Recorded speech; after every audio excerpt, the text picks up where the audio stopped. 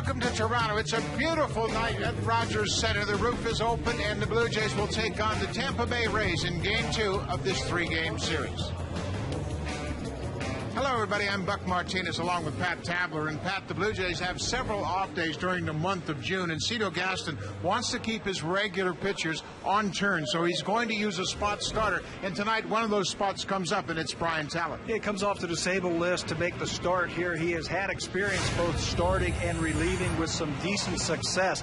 Maybe as a reliever with that 3.74 earned run average, Tallet fits the bill, but it's been a while since he has made a start. You have to go all the way back to April the 17th in the start against the Los Angeles Angels when Tallet pitched in this ball game and actually picked up the loss, his first of the season. But he cuts the fastball, he uses the changeup, and we'll see how long he can go here tonight. Well, Cito Gaston loves the fact that Tallet is so versatile because he can swing. He can go from the rotation back to the bullpen, and that might be where he really fits the bill the best. He is a guy that doesn't care where he's pitching as long as he's making a contribution. This might not be the long-term fix in the rotation.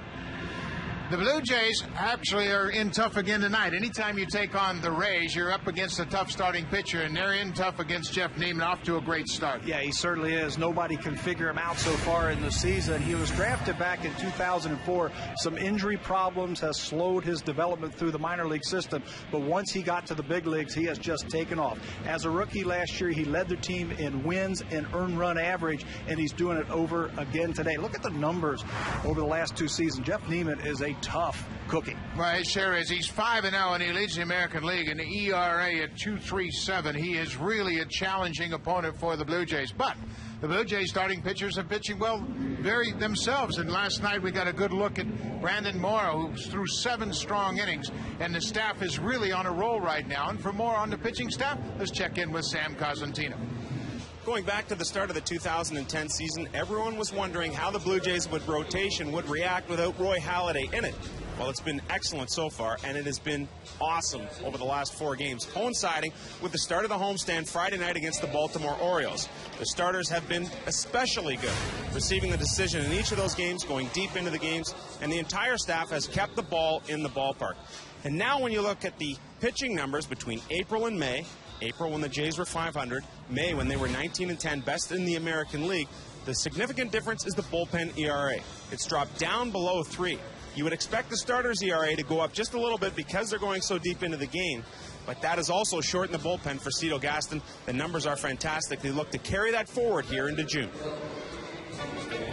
We got a big pitching matchup, literally. 6'7" Brian Tallet, 6'9" Jeff Neiman. The only thing taller in the neighborhood, the CN Tower.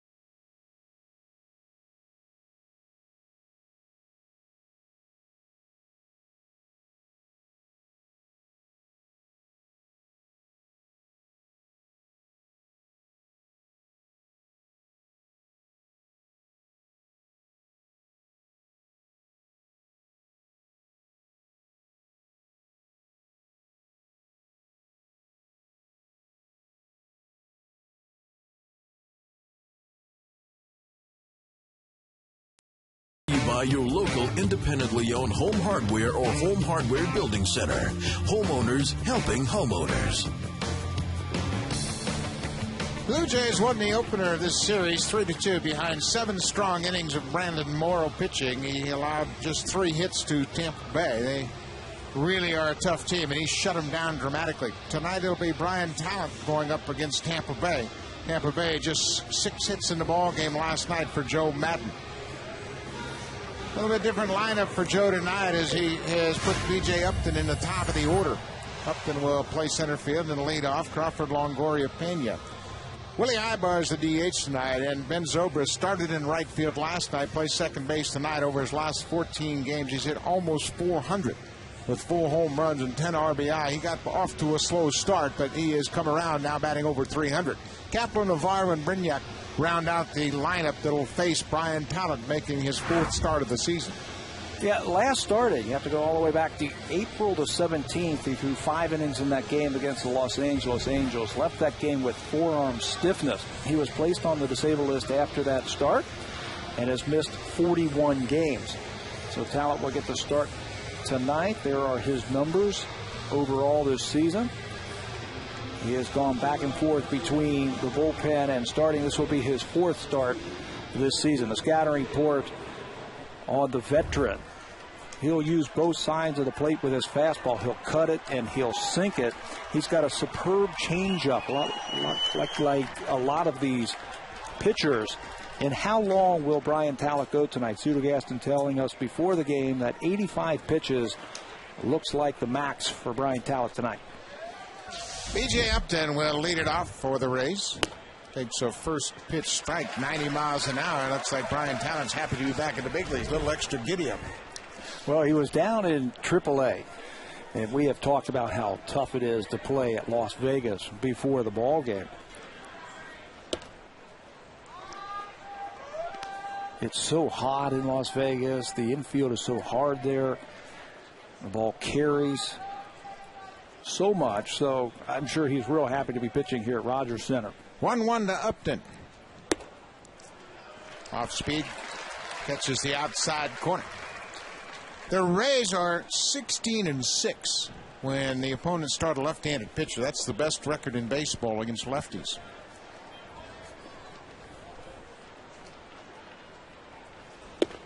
Down and in. You know what's funny about that? They have that great record at 16-6, but versus left-handed pitching, they're only hitting .233 as a team. So go figure how that computes.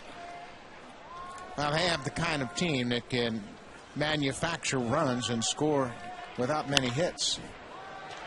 Soft liner to third. Well, that's the thing that Tallet can do. He can get on your hands and finishes off Upton.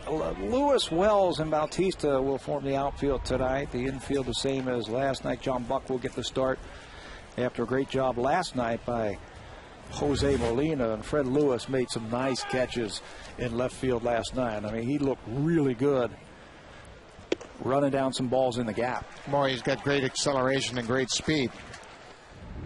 Carl Crawford, he too is an outstanding defender. I think Crawford's the best left fielder in baseball. .315 batting average. You know, looking at Brian Tallet early on, and I know it's just the first inning, but compared to what we saw before he went on the disabled list, he must have been hurt for the entire month of April. You can see a totally different commitment here as he's turning that ball loose, and doesn't appear as though he has any reservations at all. Did not pitch very well down in AAA, but I think that could be blamed on the atmosphere and on the weather and things like that. Let's check in with Sam Cosentino. Buck, welcome to Tweeting Tuesdays. Fans can follow along at www.twitter.com/Blue Jays. Send us your questions for the 2 fine men we have upstairs, and they'll be able to answer them during the game for you. Also send your answer to any trivia questions, which we will have in the second inning, to @BlueJays on Twitter.com.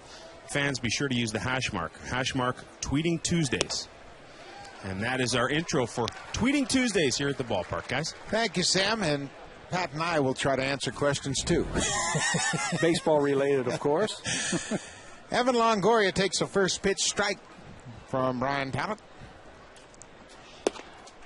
But you're right. That's a great point that you were talking about with Tallet. I know it's early. It's the first inning, but he is really cutting the ball loose. Watch the late movement that he is getting around the plate, too. Carl Crawford hit the ball off the end of the bat, and he was able to get in on Upton. 2 balls and a strike to the third baseman, Evan Longoria. He had an opposite field triple in the 9th inning. But they did not score in that 9th inning. 3 balls and a strike.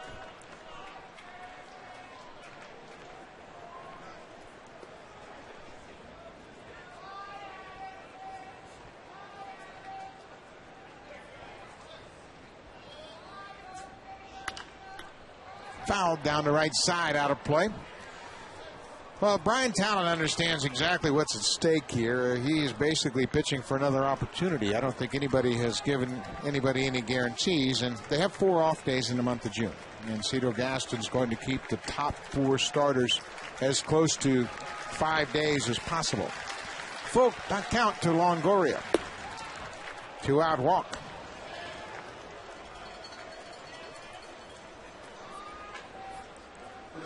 So Longoria reaches, and that'll bring to the plate Carlos Pena.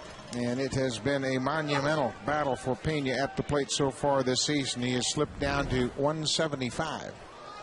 But you can see the production still getting some production from Pena. 8 home runs and 31 driven in. I think it says a lot about Joe Maddon. Even though he is only hitting 175, that he keeps his cleanup hitter right in that big RBI spot. A breaking ball off the plate. I think he's going to be, he shows a lot of patience in Pena, and I think he's going to be rewarded from that patience later on in the season when Pena starts heating up. Nobody knows their team better than their manager, and Joe Maddon knows a little bit about Pena. He has really been a big player for him over the last couple of seasons. Popped up. Left field foul line. Long run for Encarnacion, and it's beyond his reach. Fred Lewis, the left fielder, had a real long run. He was over in the gap in left center, and that was just kind of hit in no man's land. Nobody really had a chance to make a play on it. I think the wind pushed that ball away from Lewis. Same with Encarnacion. He has shifted over at third base. He's actually playing about straightaway shortstop and had a long way to go on that ball off the bat of Pena. There's the inner defense for the Blue Jays. Yeah, you can see how far both Lewis and Encarnacion had to chase that ball. A ball and a strike. Right to Overbay. Easy play for the first baseman, and Brian Tallet has a very quick inning. We're scoreless after a half an inning.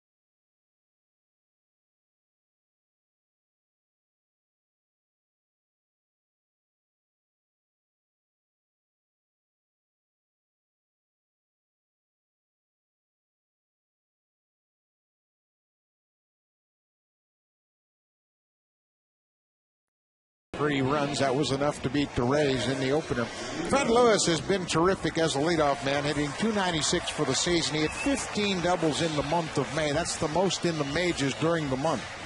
He has been a table setter. He has been a fine defender, and it's really changed the makeup personality of this lineup. This lineup has really come together because of the impact of Fred Lewis at the top of the order. Extra base power in that bat. 15 doubles in the month of May, which is pretty impressive. He leads the American League in doubles. And he's not up there surveying. Sitting on that first pitch from Neiman and fouled it back. Did that a couple of times in the Baltimore Orioles series over the weekend, where he jumped on that first pitch that he saw. That will get around the league quickly. And changeup there. Neiman's out in front, 0-2. Neiman in his second season. Last year he was a rookie and had a fine rookie season. Fred Lewis drive to right field. Gabe Kapler back. That ball is out of here. Fred Lewis does it again. His 4th home run of the season against one of the toughest pitchers in the American League. He doesn't give up many home runs, does Jeff Neiman. 6 on the year. First thing, how did he hit this pitch? It looked like another changeup. Down and away, and it's a half swing, one-handed swing, and the ball just explodes off his bat. Hits it over the bullpen of the Tampa Bay Rays. And the reaction from Fred Lewis, he does it again, starting the game with a base hit. Aaron Hill swings at the first pitch and pops it up. First baseman Pena makes the catch. Well, Jeff Neiman, 27 years old, and he is rounding into a very good pitcher. One of the tops in the American League. His ERA, you mentioned it, is number 1 in the American League at just over 2. His opponent's batting average of .209 places him 6th in the American League. This will be his 11th start of the season and 2nd against the Blue Jays this year. Adam Lind takes the first pitch for a strike. Lynn did the damage last night in the first inning. An opposite field 2-run home run off Matt Garza. Put the Jays up early.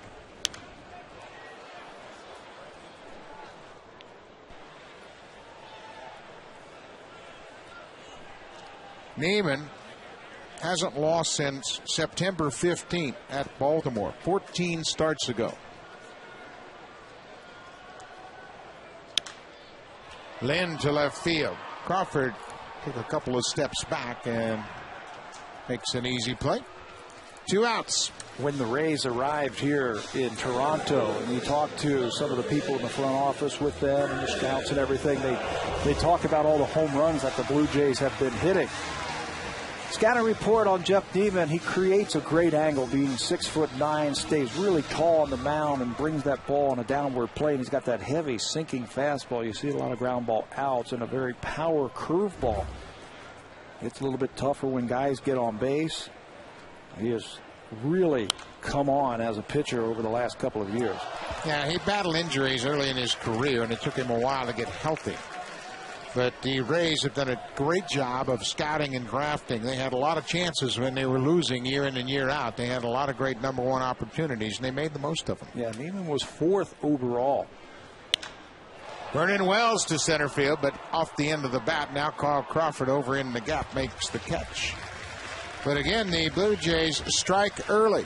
Another first inning home run tonight. It's Fred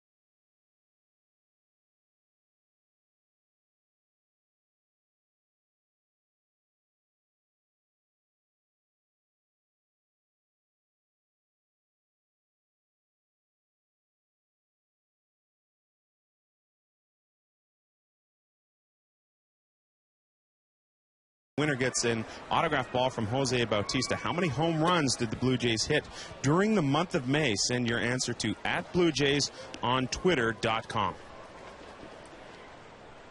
Brian Tallet works to Willie Ibar, the DH.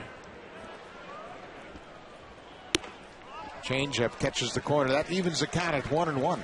Ibar pinch hit in the game last night. Came on in the 8th inning and grounded out, picked up an RBI. That knocked in John Jaso from third. A ball and 2 strikes. It looks like with the release of Pat Burrell that Hank Blaylock will DH against right-handed pitchers and Ibar will be DHing against left-handed pitchers. He is a switch hitter, a valuable player for Joe Maddon's team. He always seems to come up with big base hits against the Blue Jays. Had a home run in the series early in the season in April down in St. Petersburg. 2-2.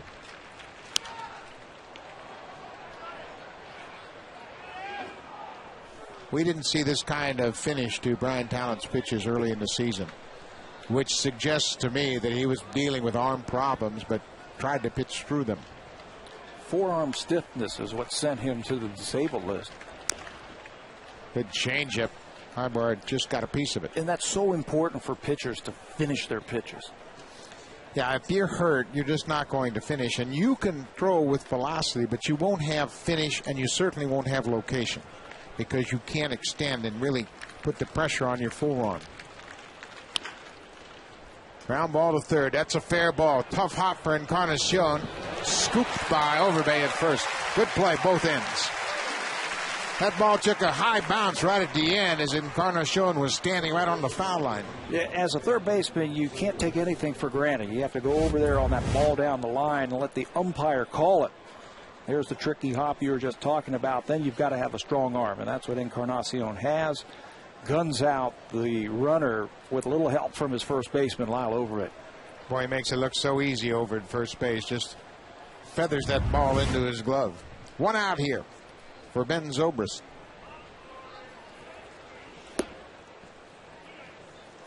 You know, one other point when you talk about finishing your pitches, one of the reasons you want to do that is you want to have that downward plane motion, but you also want a little bit of extra life at the end of your pitch. So when it starts to head into the strike zone, you've got a little movement, a little giddy up as it gets up there.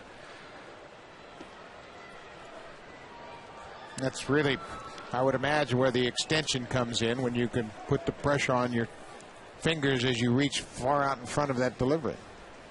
Tallet pitched against Texas his first start of the game, and he has had a lot of success against the Rangers because they're free swingers. They'll swing at that changeup a lot, and he threw into the 7th inning, just gave up 2 earned runs with 4 hits. But then the White Sox and the Angels were next, and they're a little bit more patient bunch. He had a no decision and a loss, and then it was revealed that he had some forearm problems. Zobrist lays off that changeup, runs the count to 3-1. Zobrist had a great month of May. He hit .352 for the month. Hit 4 home runs. He was shut out in the home run department in April. There's that late life you were talking about. Good cutter right under the bat of Ben Zobrist. Talent back to a full count. 1 out here in the 2nd.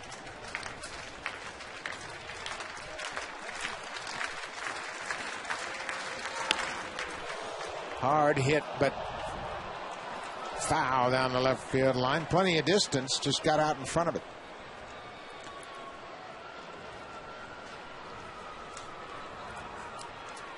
Pretty good numbers for Ben Zobrist against Brian Tallet. You mentioned the month of May that he has had. He has hiked that average from 241 to where it sits now over 300. Switch hitter with some power. Just keeps developing as a player. Another 3-2 pitch outside. Second walk issued by Brian Tallet. Gabe Kapler, the right fielder, will step in against Tallet with a runner at first and 1 out. Kepler pinch hit in the 8th inning last night, struck out, and then ended the game with a fielder's choice in the 9th.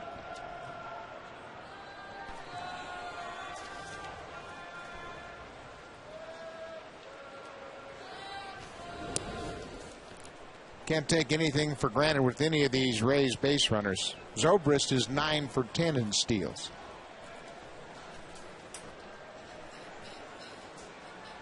They already have 3 players in double figures in stolen bases.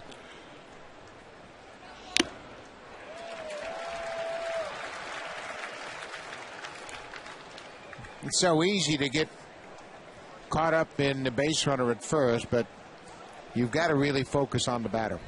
Yeah, they're going to steal some bases, but just give your catcher a reasonable chance, but refocus quickly on the batter and that catcher's glove. You can do some other things other than just throwing over there to first base the whole time. How about a slide step like that?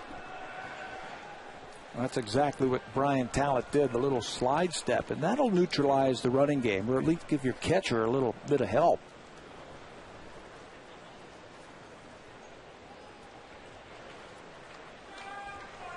A ball on the strike. Zobrist with a 1-out walk.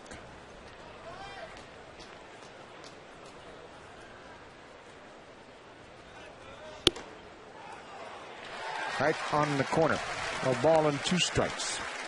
That's how you neutralize the running game. Stay ahead in the count.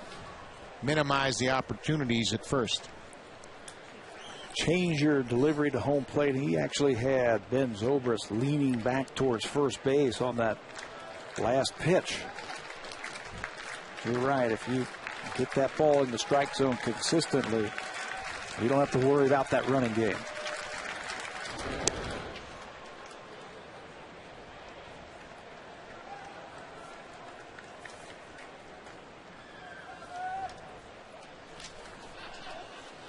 Blue Jays out in front 1-0. A leadoff home run by Fred Lewis. Came off Jeff Neiman in the bottom of the first.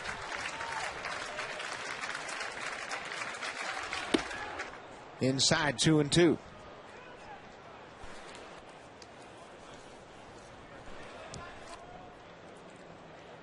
Gabe Kapler checking with the third base coach on whether or not Zobrist is running here. I wouldn't be surprised to see him moving. They have really struggled to score runs lately. Just to create some movement on the infield, maybe open up a hole.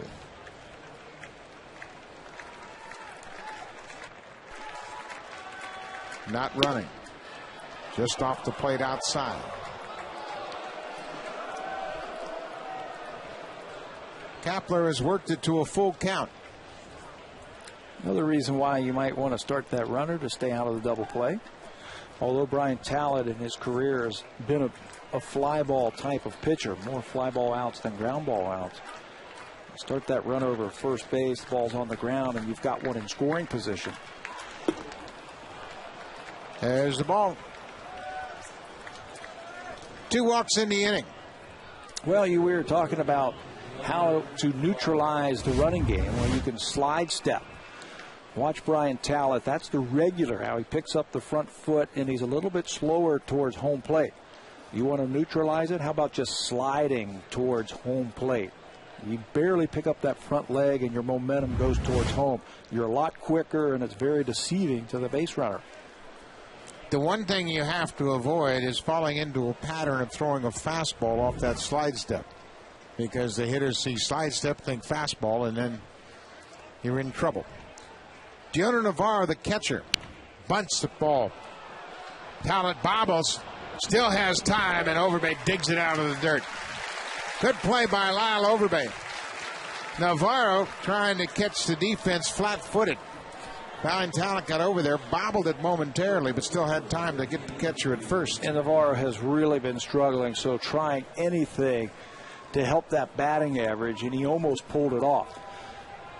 As a pitcher, you can't panic here. Tallet gets over there and almost squeezes the glove before the ball goes in it, but just relaxes, takes his time, and makes the play at first base for 2 outs. Well, another good pick by Overbay, too. That could have been costly. Second and third now for Reed Brignac, the shortstop. Foul ball. You really got to wonder about the thinking of Navarro, a switch hitter in an RBI situation, bunting when you have a lefty on lefty behind you. Doesn't really make a lot of sense. Take your shot as a right-handed hitter. Maybe there wasn't any thinking involved, but I know that he's really struggled offensively. Maybe he would catch Edwin Encarnacion sleeping a little bit, and the bases are loaded and 1 out. But you still have lefty on lefty. Yep. Number 9 hitter, young kid. Brignac's held his own, but just 9 at bats. He has 3 hits against left-handers, but I still question why Navarro wouldn't think about driving him in. Second and third, 2 outs.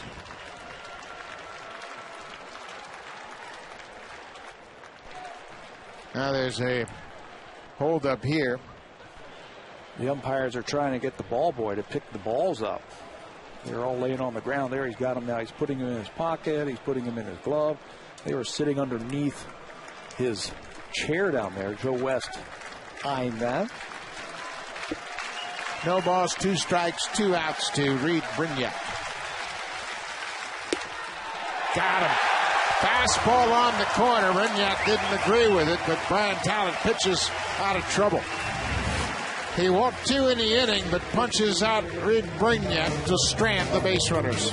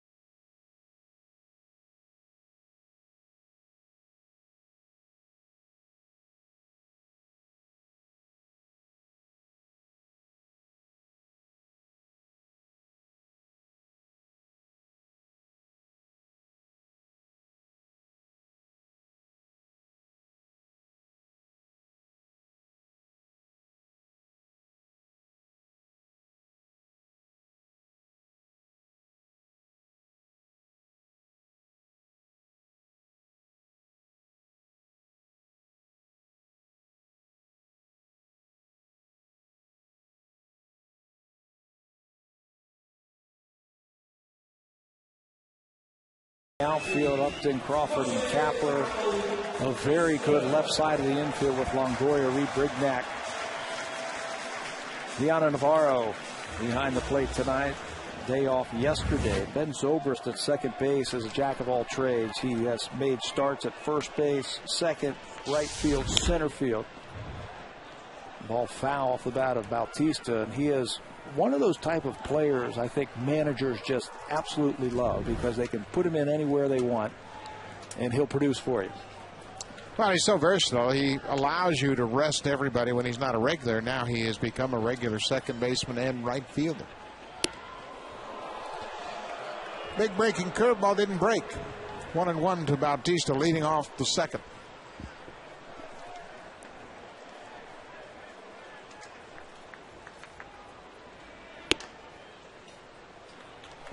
Another breaking ball missed upstairs. 2 balls and a strike. Blue Jays lead it 1-0. Fred Lewis with the leadoff home run, his 4th home run of the season.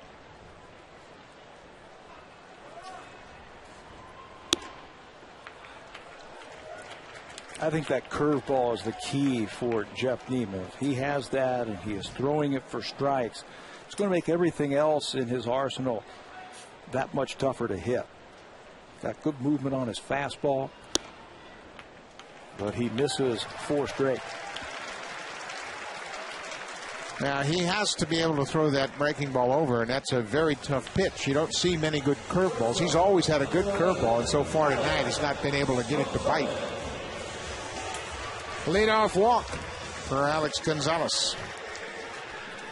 This is when this team is most dangerous. They'll take the walk. Bautista's been great at that. Last night in the game, he had a big walk in the ball game that set up a rally. Just one of those guys that kind of gets it.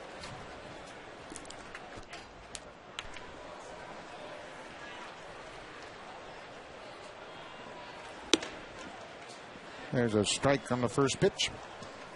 Alex Gonzalez batting .265. Discount the on-base percentage. Dwayne Murphy doesn't think that's a big item. He likes 11 home runs and 32 RBI. Production, that's what you like.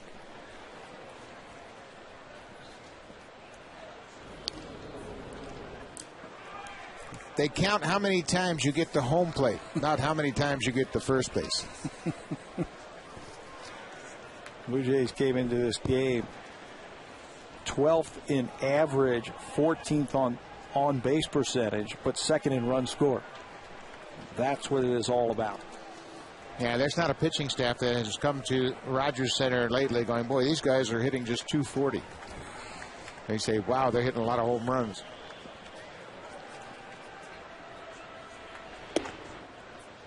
And you see the approach at the plate. And Cheeto Gaston, we have talked about this often, wants his hitters ready, but at the same time, they're ready for their pitch, not just ready to hit.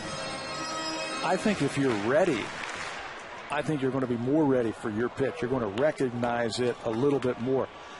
If you're worried about walks and you become a defensive hitter, those borderline pitches, you start taking half swings and you start making outs, and then you miss your pitch. 0-2 to Gonzalez. Fights that breaking ball out of play. Talk about the challenges of facing a 6'9" starter as far as the release point. Well, we had a chance to face someone like that. His name was Randy Johnson. And it just seems like when he lets go of the ball, he's sitting right on top of you, and he's handing the ball off to the catcher. But you're right, when a big man like that, 6'9", and he starts stretching towards home plate and he's got that good downward movement, the ball really explodes. Another defensive swing, and Gonzalez stays alive. But Randy Johnson was left-handed. That didn't have to be. You know, that didn't bother me. No, not at all. Not that he had a slider that moved 30 feet, right? That didn't bother me. Yeah, he was one of those guys that wasn't left-handed. But it could be awfully tough for a right-hander. If you start eliminating pitches against someone like a Jeff Neiman and you eliminate that fastball, look for something outside. He's got that boring action on that ball that it can just get right in on your hands. 0-2 to Gonzalez off the plate. A lot of movement, but not enough to catch the outside corner. Neiman still trying to get into his groove here. He hasn't mastered the breaking ball yet. Not really sure where the strike zone is just yet. A ball and 2 strikes. Bautista at first. Gonzalez strikes out. Let's check in with Sam Cosentino. But just seconds ago, General Manager Alex Anthopoulos commented on a trade the Blue Jays made today. Dana Evelyn was designated back on the 24th of May. They had 10 days to trade him. And in this case, they've made a deal with the Pittsburgh Pirates for right-handed pitcher, 23-year-old Ronald Oviedo.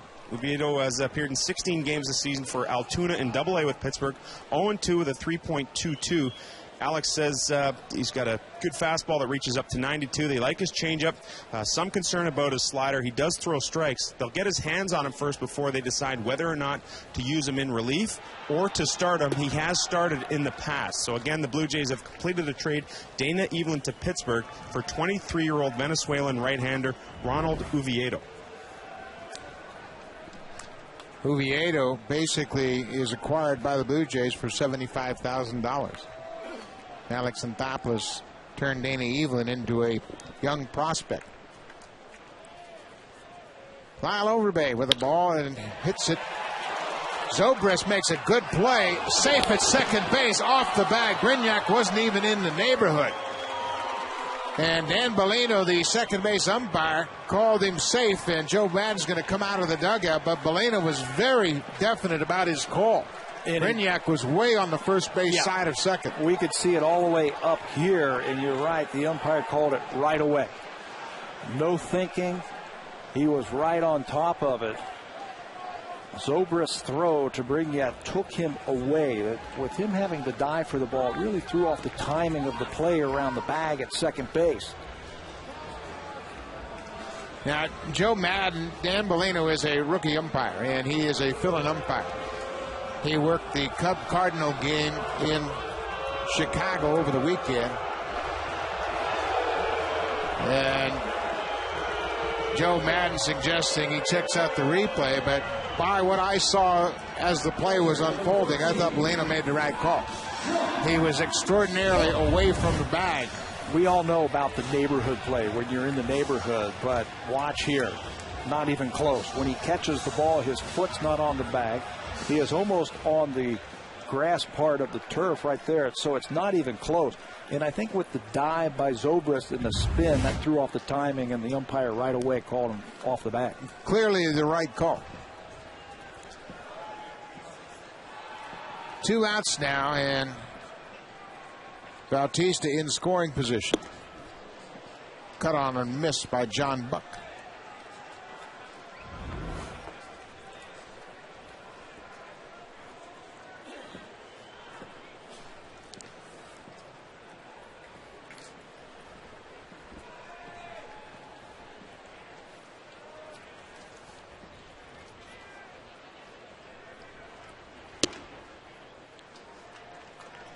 That is a very conservative strike zone. Neiman has made a couple of good pitches on the outside corner he thought were good pitches and didn't get the call. That's a pretty good spot with your fastball. A ball and a strike now to John Buck. 2 outs.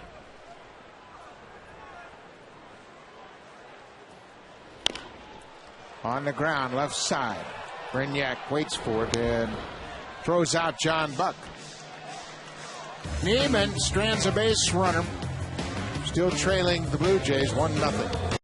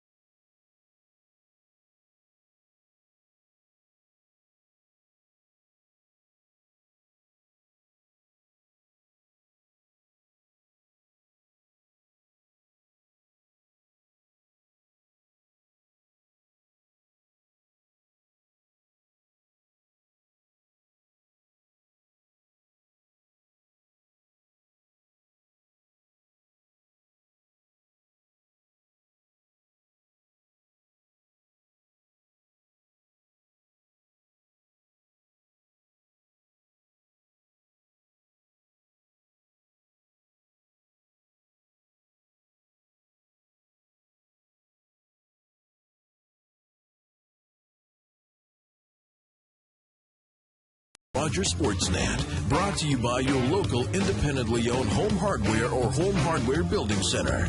Homeowners helping homeowners. Beautiful evening in Toronto. CN Tower standing nearby Rogers Center. Blue Jays out in front 1-0. Fred Lewis hit his 4th home run, leading off the ball game for the Jays. Leadoff batter B.J. Upton will step in for a second time. Hit a soft liner to third base his first time up.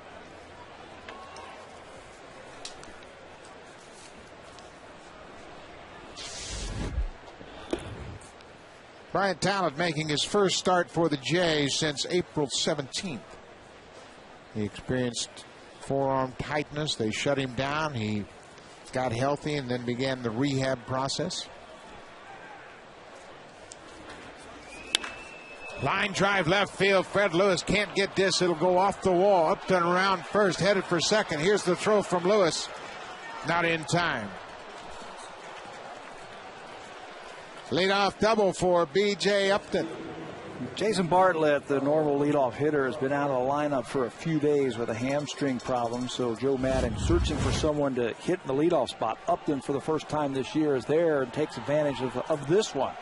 This ball is a rocket off the wall in left field. And if he didn't have the great speed, Fred Lewis plays that perfectly and gets the ball in quickly. And Upton ends up at second base. Carl Crawford with nobody out.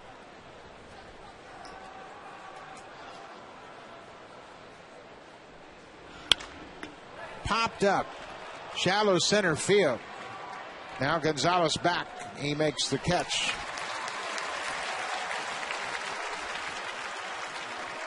Big out. Yeah. Leadoff double, and then you get a pop-up on the first pitch. And he can't advance him, but be careful now. Upton's got 15 stolen bases. You've got a right-handed batter at the plate and an RBI guy. You don't want to run into an out, but if he can get over to third base, wouldn't be surprised to see Upton try to get over there.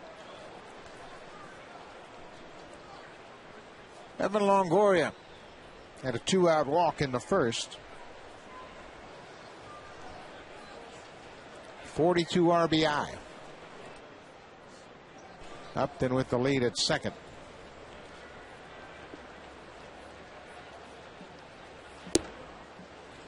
First pitch strike. Again, minimizing the opportunities for the base runner at second. Aaron Hill has the job of shadowing Upton to make sure he doesn't get too big a lead.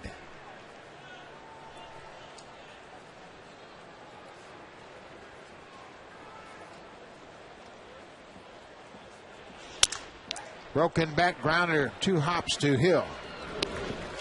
Longoria's retired. Upton moves to third, but now there are 2 outs.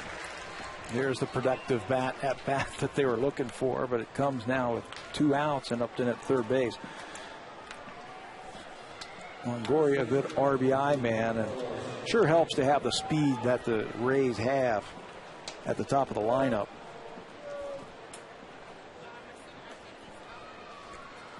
With 2 outs now, Carlos Pena. He hit a weak grounder to the first baseman to end the first inning. Blue Jays utilizing the shift. There is a gigantic hole right through the middle of the diamond for Pena to look for. You see, Encarnacion, the third baseman, has to stay closer to third with the base runner there. Normally, he would be in a traditional shortstop position.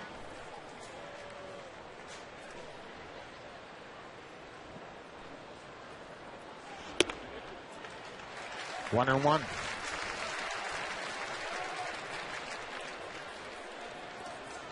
Brian Tallet's already stranded 3 Rays base runners here tonight. He leads 1-0.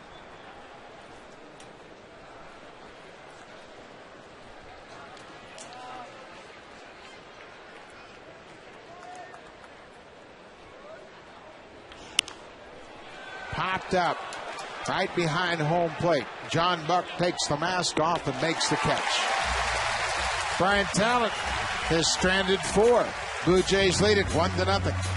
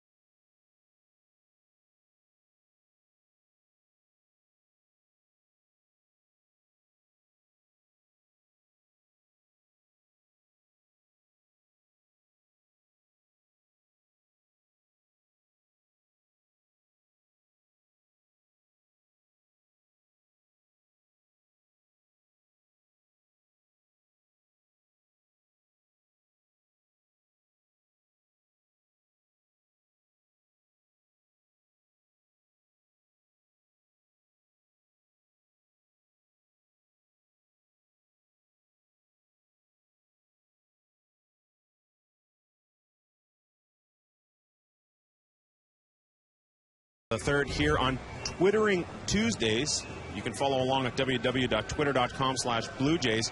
Our trivia question: how many home runs did the Blue Jays hit in the month of May? We do have a winner, and yes, we do have an answer. The answer is 54. And R.J. Stevenson, you are our winner, so congratulations. As you're our first winner of the first trivia question, you win a Jose Bautista autographed baseball, the league leader in home runs.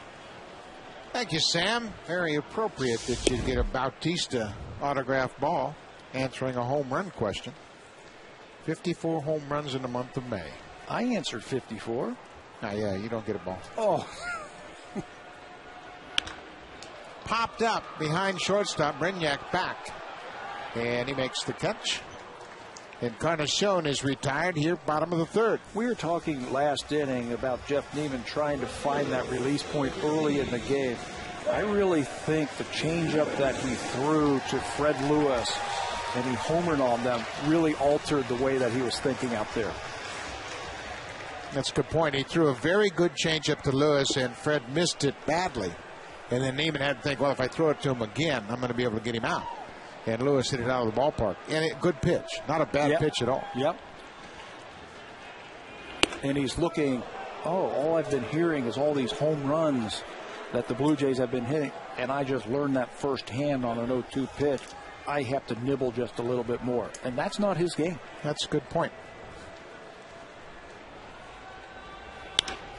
Fred Lewis has another hit that's going to split the gap and go all the way to the wall. Lewis around first, headed to second. Crawford gets the ball back into the infield, and Lewis hits another double. 19 for Fred Lewis. Good low ball hitter. We saw a home run on a pitch that was down.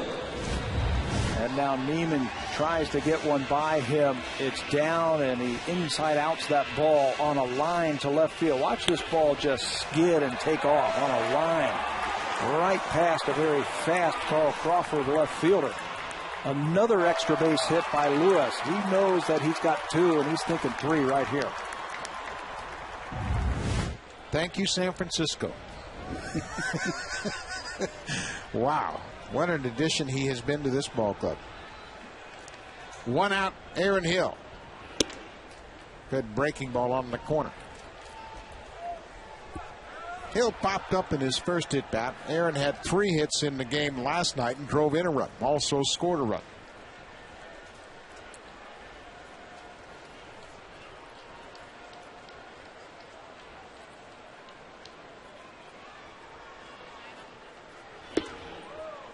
Off the plate inside. But your point about Neiman, really kind of wondering, what do I have to do to get these guys out? You know, until you see a team firsthand, really see what they're doing lately, you don't have a feel for it. But you're right. Lewis might have spooked him hitting that changeup in the first inning.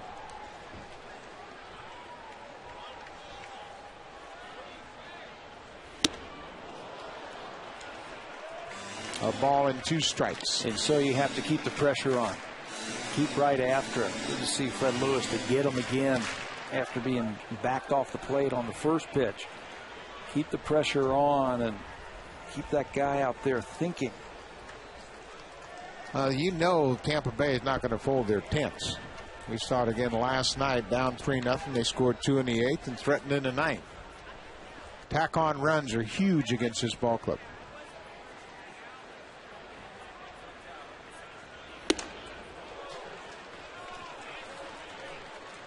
What we have seen from this Blue Jays lineup was a lot of patience. They recognize balls and strikes very quickly. They're taking their walks and doing some damage when they get good pitches. People know that they are a free swinging team, but they're not free swinging to the point where they're swinging out pitches out of the strike zone. Way outside. 3-2. That has a lot to do with going up there with a plan and having an idea. If you have a plan and you have an idea and you're looking for a certain pitch, you're not going to be fooled. Adam Lynn's on deck. 1 out here, bottom of the 3rd.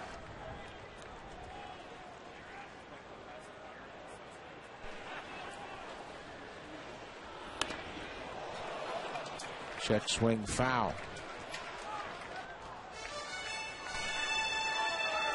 Hill wasn't happy about it. He thought it might have been ball 4, and Neiman wasn't happy about it. It wasn't where he wanted it. Yeah, he wanted it down and away, it looked like.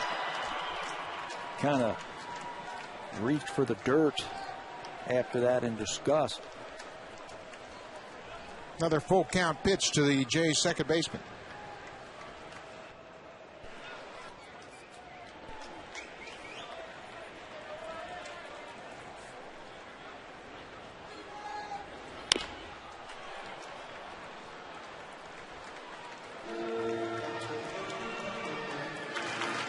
Hill's getting an awful lot of information in this at bat.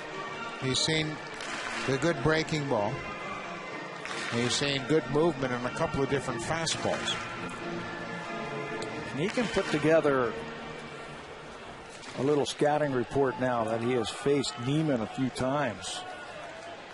Got a good overhand curveball, and he can run that fastball in on him.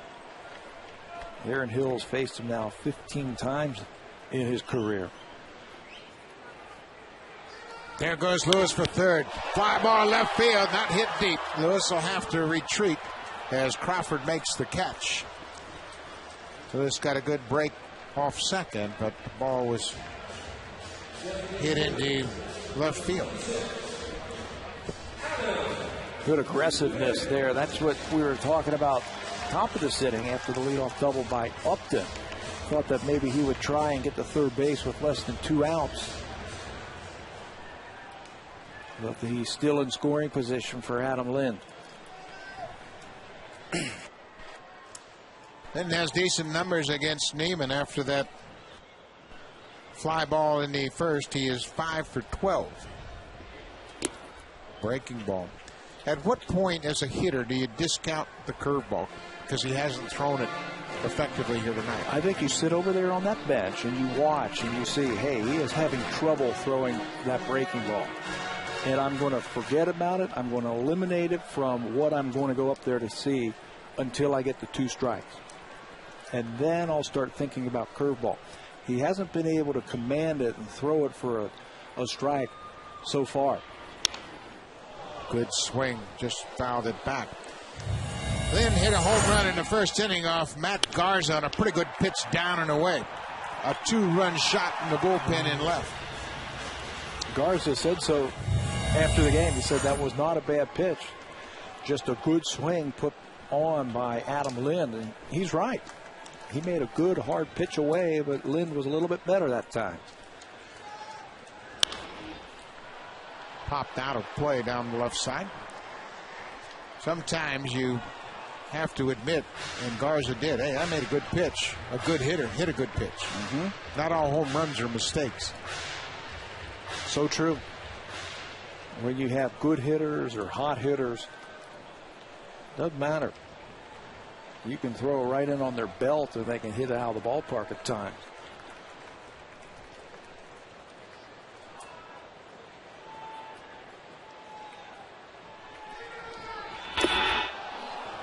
Like a split finger pitch for a strikeout, and Neiman gets out of it. A leadoff double, but nothing more. Jays lead it 1-0.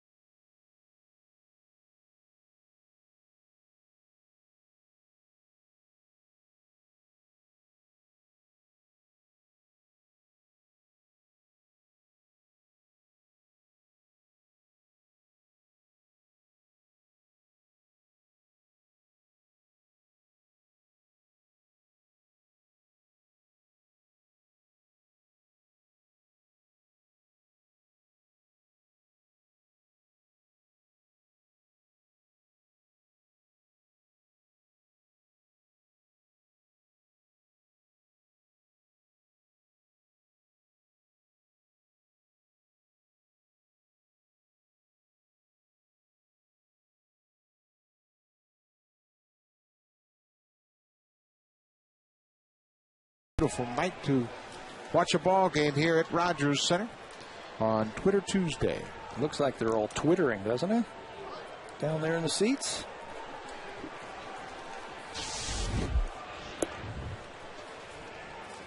Billy Ibar leads off the 4th inning. Blue Jays lead at 1-0. Ibar grounded to third his first time up.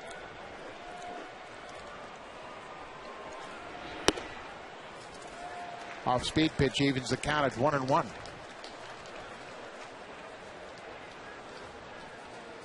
Brian Tallet has held the Rays to a single hit. It was a leadoff double into third.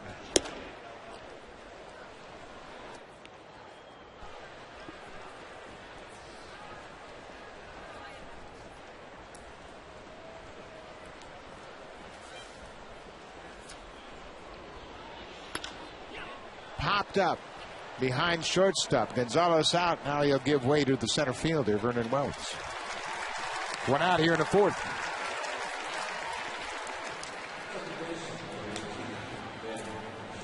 Blue Jays at the start of play tonight trail the front-running Tampa Bay Rays by 3.5.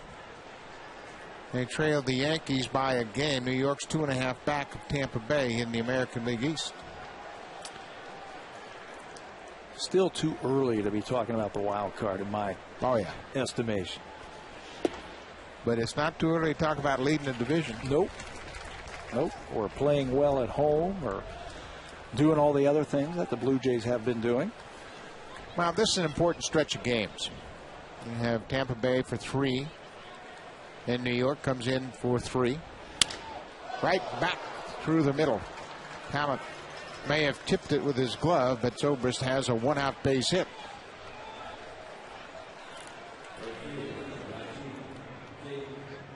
Ben Zobrist has been on base twice tonight. He is really swinging a hot bat. Hit a line drive yesterday that was caught. Was robbed of a hit on Sunday, their last game in Chicago. Picks up one here. You were talking about the stretch of games that we are going through right now, the Blue Jay. You mentioned Tampa, New York comes to town, then we go down to Tampa. A lot of people are discounting what's happening after that Tampa series. It doesn't get any easier.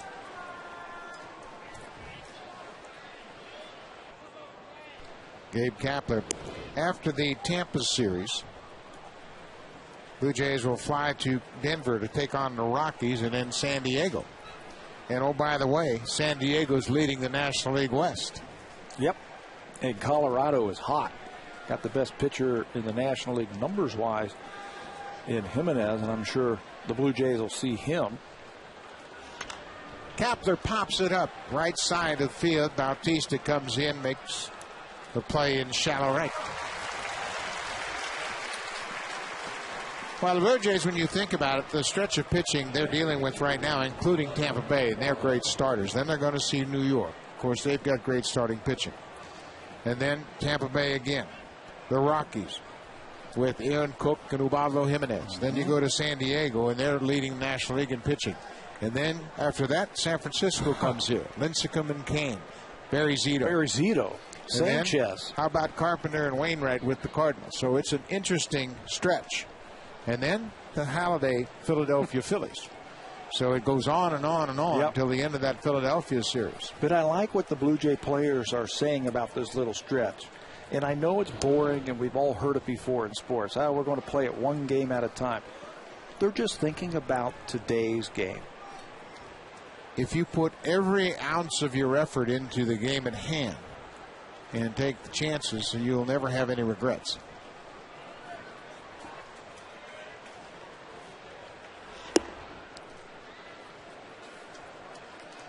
Tanner Navarro was thrown out on a good defensive play by Brian Tallet on a bunt attempt back in the second. And we both kind of looked at each other and said, boy, that's a strange play for a guy to be bunting with a couple of runners on. And sure enough, we went back and looked at the numbers, and he's hitting .400 against Tallet. There he gets a base hit. Zobrist is going to go first to third. Wells will throw it back into second. I know he was a curious bunt. Yeah, he's been struggling with the bat. 2 years ago on this date, he was hitting .352 on his way to his first All-Star game. But it's been a nightmare ever since, really trying to figure out himself at the plate, and tries to lay down a bunt his first time up. Look at the numbers. He's hitting .400 against Tallet, and he singles to center field. Wade Brignac was a 3-pitch strikeout victim in the second. Ryan Tallet has an opportunity to strand a couple of more. He's left 4 on already in this game.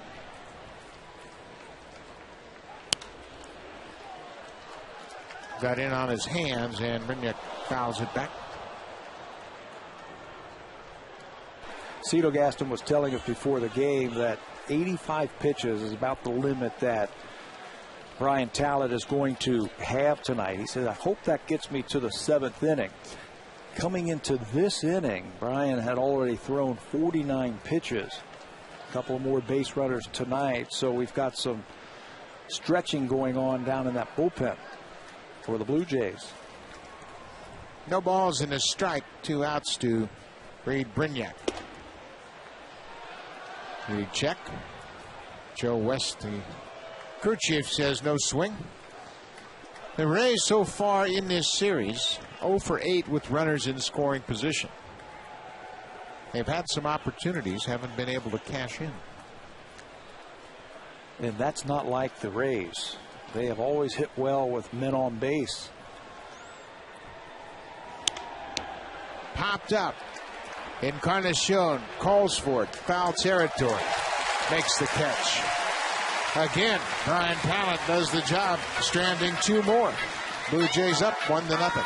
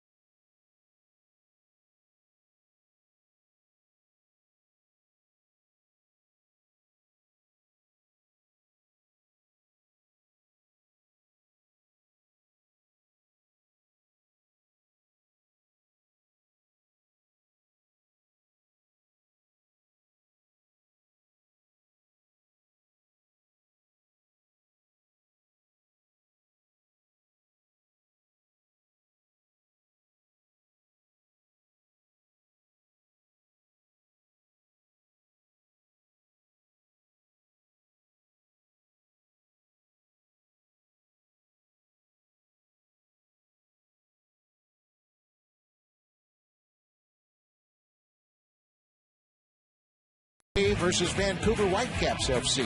8 p.m. Eastern Time, 5 p.m. Pacific Time on Sportsnet East and West.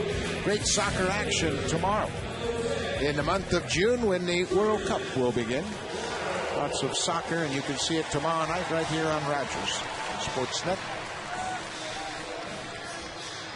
Vernon Wells will start things off for the Jays. Jeff Neiman has given up 1 big bat hit, and that's Fred Lewis, the only guy that can solve him. Lewis has a home run and a double. Everybody else is over.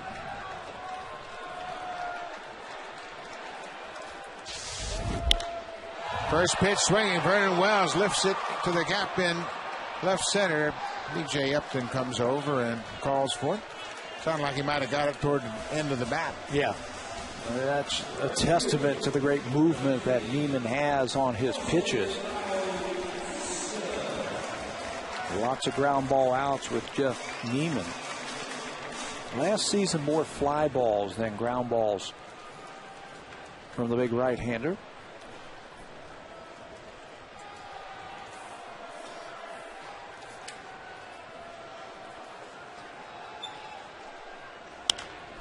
Bautista pops up the first pitch. Easy play for Zobrist at second. 2 pitches, 2 outs. So do you take this pitch? Unless it's right down the middle. I know it's hard to. I always hated that when I was the third guy in an inning. The first 2 guys swung at the pitch because you have to take a pitch. You don't want to make 3 outs on 3 pitches and send your pitcher out there that quickly. Catcher knows it. Pitcher knows it. You know it as a hitter. You didn't have to make a tough decision. Thank goodness, right? Now you're hacking. Blue Jays have hit 21 first pitch home runs. So nobody's half stepping on that first pitch. That's what they do. Mm-hmm.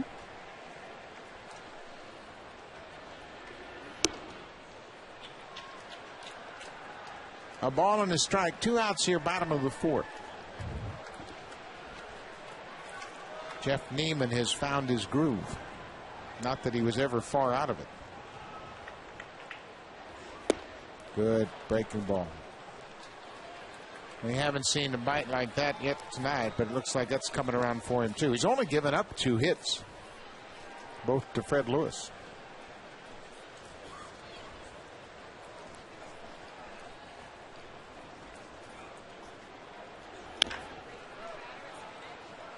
He had a great year last year for the Tampa Bay Rays. He won 13 games, which led their team. His ERA was .394, which also led their team as a rookie. And he beat Roy Halladay not once, but twice. Now that's saying something. And he strikes out Gonzalez on a high fastball. 3 up, 3 down for Neiman here in the 4th inning. Just 7 pitches for the big right.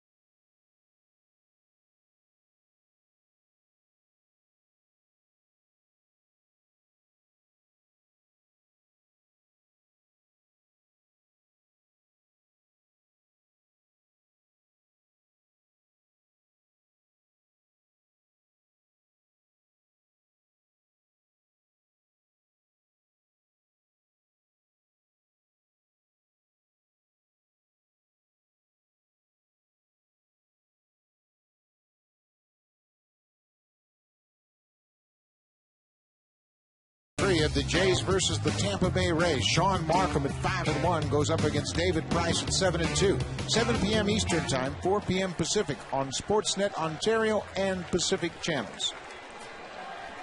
B.J. Upton takes the first pitch strike. He had a leadoff double his last time up. That was in the 3rd, but he was stranded at 3rd base. Popped out of play.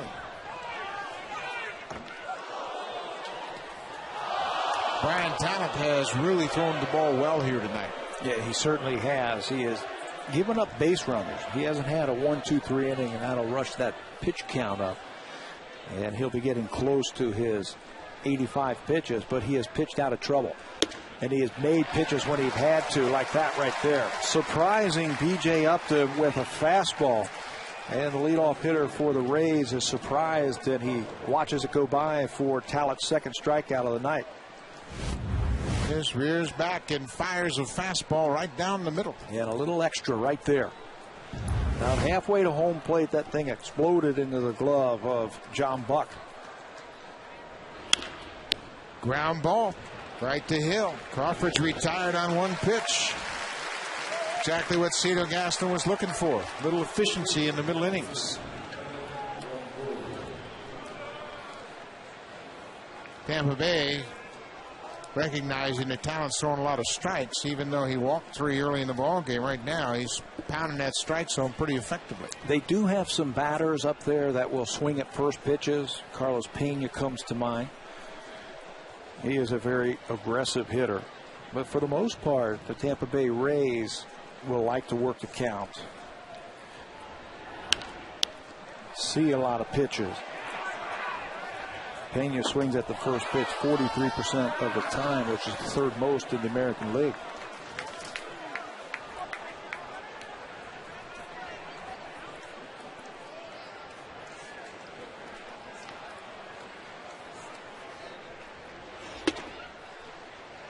Oh, 0-2. Strike after strike right now from Talent. With a little something extra on it. Talked about the scouting report of Brian Tallet and strikes on both sides of the plate because he can cut it and sink it. Reach for and tap towards the shortstop, Gonzalez. Quick inning for Brian Tallet. He's pitched 5.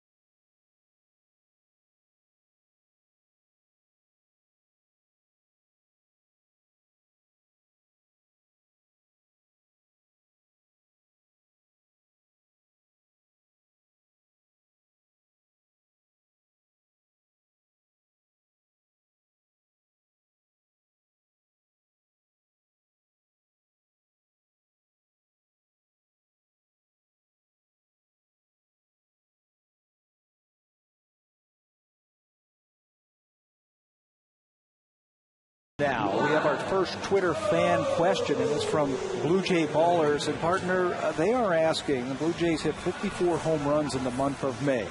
How many will they hit in June? Wow, 54 in May. I'm going to say they're going to hit 48 in June. Really? A few less. I'll tell you why. Overbay swings at the first pitch. And he's retired. Namath's got that good sinking fastball working. I think they're going to hit 48 home runs in the month of June only because they play 3 fewer games. They'll keep up the pace. Yeah, they'll keep up the pace. They have 4 off days in June. Yeah. Lynn's starting to heat up. Hill's starting to heat up. Aaron Hill hit 7 home runs in May.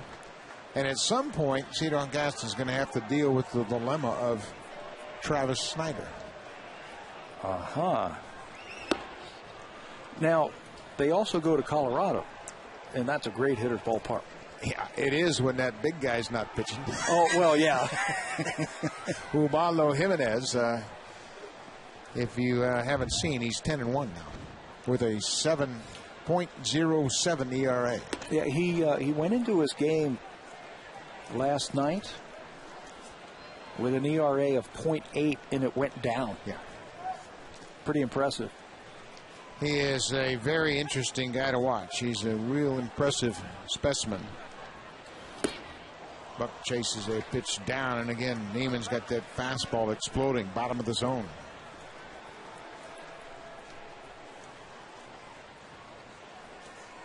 A ball and 2 strikes. Neiman pitching here with 1 out in the 5th.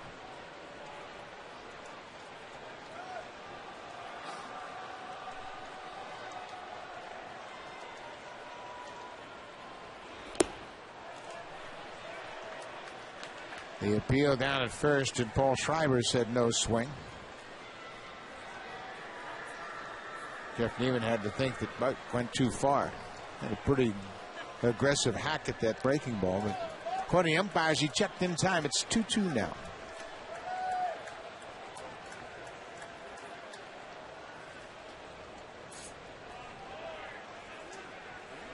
Curveball hammered to center field. B.J. Upton just going to watch it go into the seats in center. A curveball by Jeff Neiman. John Buck hits his 9th home run to make it 2-0. And what was John Buck doing about 2:30 this afternoon? Having a little extra BP from Bruce Walton. He was out here with Bruce Walton working on hitting curveballs. And there's a hanger, and that's how you hit hanging curveballs.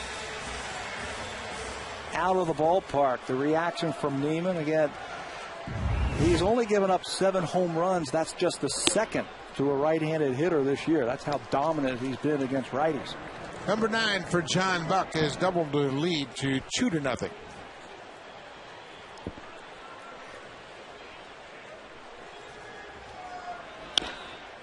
And again, there's been so much talk about the Jays around baseball, and a lot of people are saying, well, when's the bubble going to burst? Well, you know what? It might not. And they're hitting good pitching. I mean, you just recited the numbers, how tough Jeff Neiman has been. And they're going to see tough pitching for that stretch we just talked about. And people know about them. The Rays come in here, and the first thing they say to me was, "There's all these home runs going out of the ballpark." I said, hey, it's legit. They're not just a bunch of free swingers. Popped up right near the bag at second. Brignac makes the catch. 2 outs here in the 5th. Now, Kevin Gregg, in our discussion with him today, explained what he thinks about this team, and he said this team has really got a lot of chemistry. The first thing everybody thinks about every day they come to the ballpark is winning. And yeah, we have a lot of power, but the power is in context. Everybody thinks about how are you going to win a game, and because we can hit home runs, we win a lot of games because of the long ball. You know, he said this team is really tight. It's tight, and it's a good team chemistry, and winning will do that. But what's impressive about the lineup, it's not just one guy here, one guy there, maybe this guy here. Everybody up and down the lineup has contributed at one time or another to a Blue Jay win. Well, you look at the lineup here, and Fred Lewis hit his 4th home run tonight. Hill has 8, Lind has 8, Wells has 13, Bautista 16, Gonzalez 11, Overbay 7, Buck 9 now. Encarnacion has 7. Another base hit for Fred Lewis. Hustling around the bag at first. He'll throw on the brakes and stop there. 3 hits, 3 at bats, a triple shy of the cycle.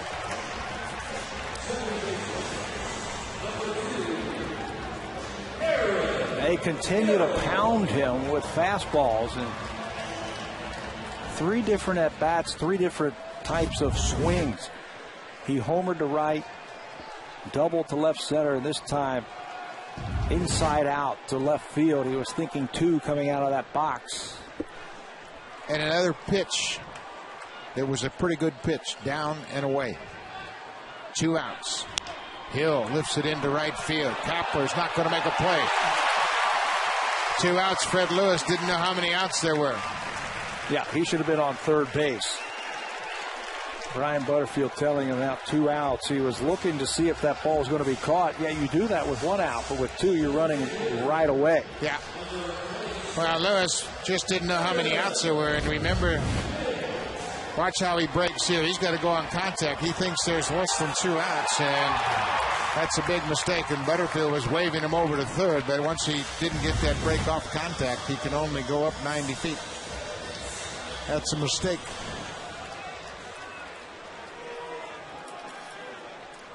Well, you saw he and Carlos Pena having a conversation at first base after he got his 3rd hit, and he lost his focus. 2 outs now for Adam Lind.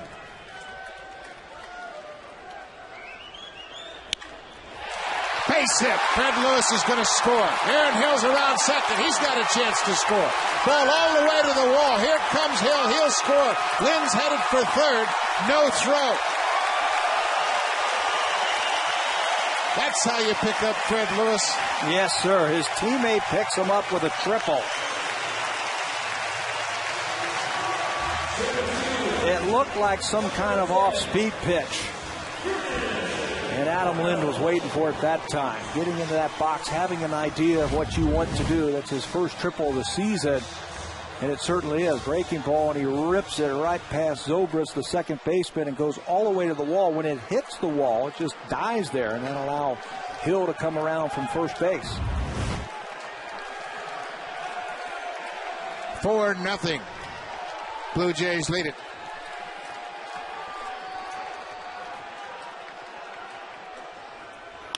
Vernon right to Longoria at third. He stays with it and throws Wells out. But the Blue Jays put up a 3 spot against Jeff Neiman in the 5th. Adam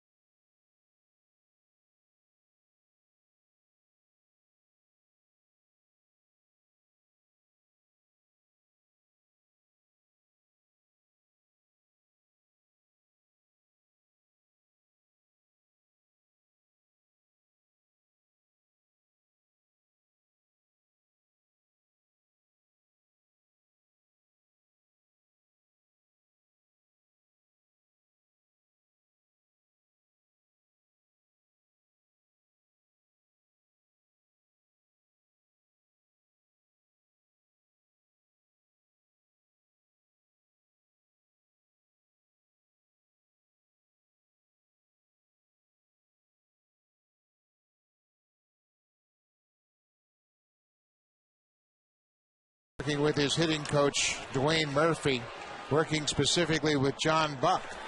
And Bruce Walton again throwing batting practice, throwing breaking balls, and it paid off.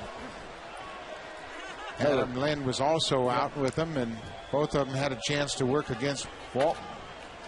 Well, you can see he's a little bit closer than normal to simulate the speed of a game and the time that you have to get ready. That drill is all about getting ready and getting set and getting the bat head out. It pays off again for John Buck as he homers.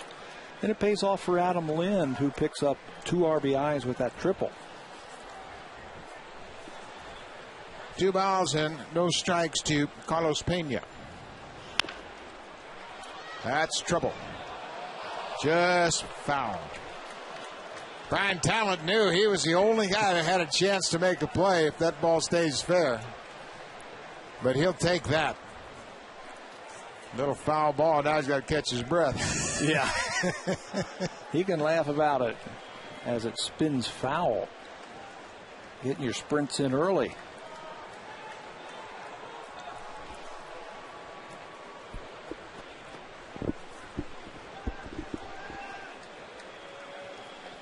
2 balls and a strike to Pena, leading off the 6th. Blue Jays up 4-0.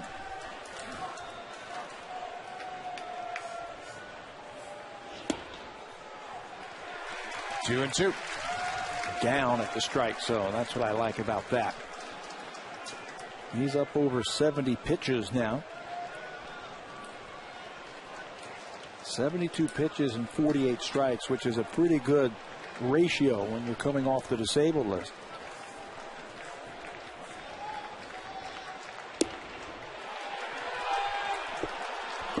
No swing, says Joe West.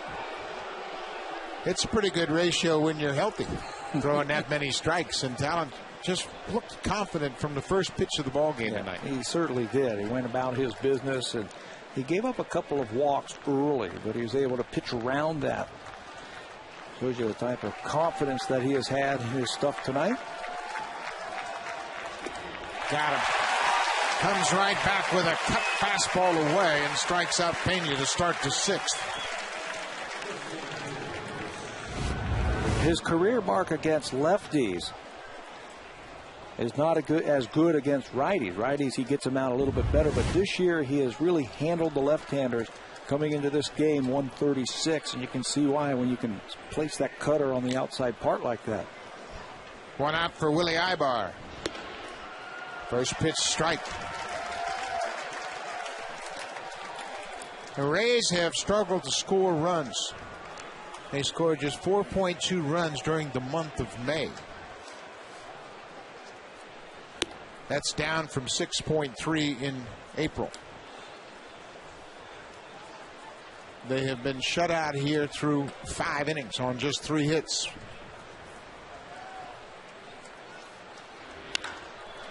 Ripped down the left field line. Fair ball. That bounces into the seats and out of play. Ground rule double for Willie Ibar, his 4th double of the season. Always seems to come up with a hit when he's inserted in the lineup by Joe Madden. Picked on a changeup. Looked like it was up. Worst pitch of the night for Brian Tallet. Watch where this one is, right in the wheelhouse, and Ibar doesn't miss it.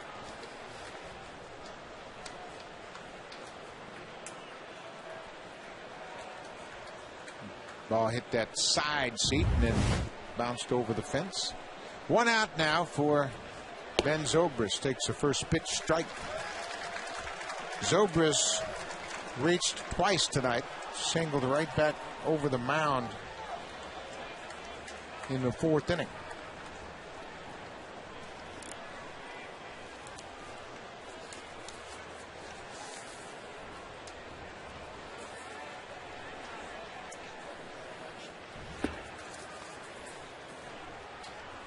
A ball on the strike. Casey Jansen is the right-hander. David Percy, the left-hander. In order to get Brian Tallet on the roster, right-hander Josh Renicky was sent back to the minor leagues.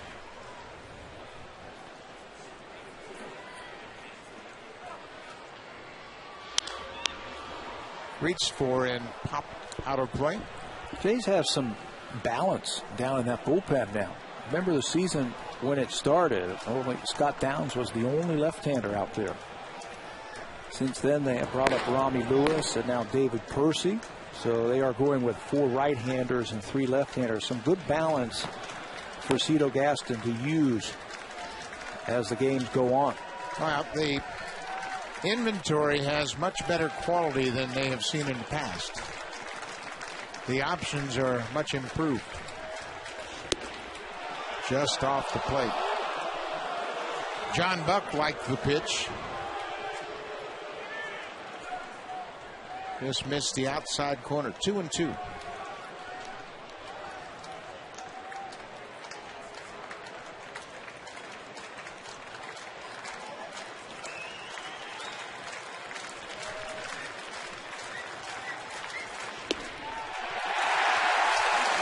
A late call from Angel Hernandez, and Zobrist will pack the bat back to the bench. 4th strikeout for Tallet. Comes inside. Tried on the outside, the pitch before, and then freezes him. That looked like that cut fastball again. Good job by John Buck to catch the ball and just hold it right there. And you can see the punch out by the home plate umpire. Cedar Gaston has just popped out of the dugout and he's called for the bullpen. He's got Casey Jansen ready. He's already made the call. With 2 outs here in the 6th inning. He got just what he wanted from Brian Tallet. Tallet leads with a 4-run lead in line for the W. He was hoping for 7, and he almost got him through 6.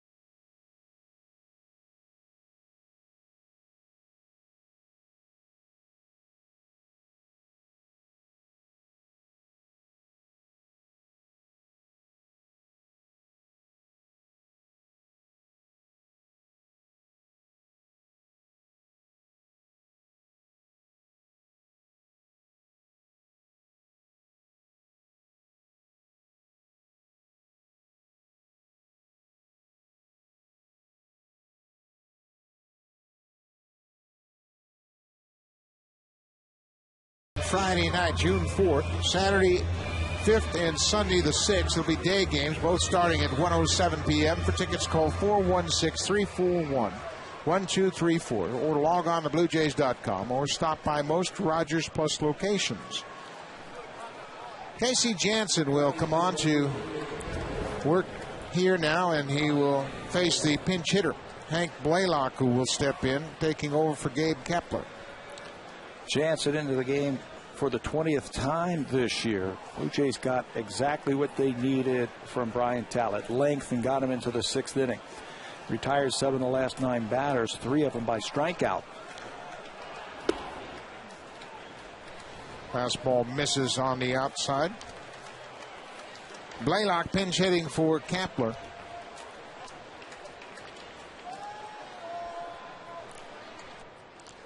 He is 3 for 7 against Casey Jansen and has a home run. 2 outs here, top of the 6th. Willie Ibar at second.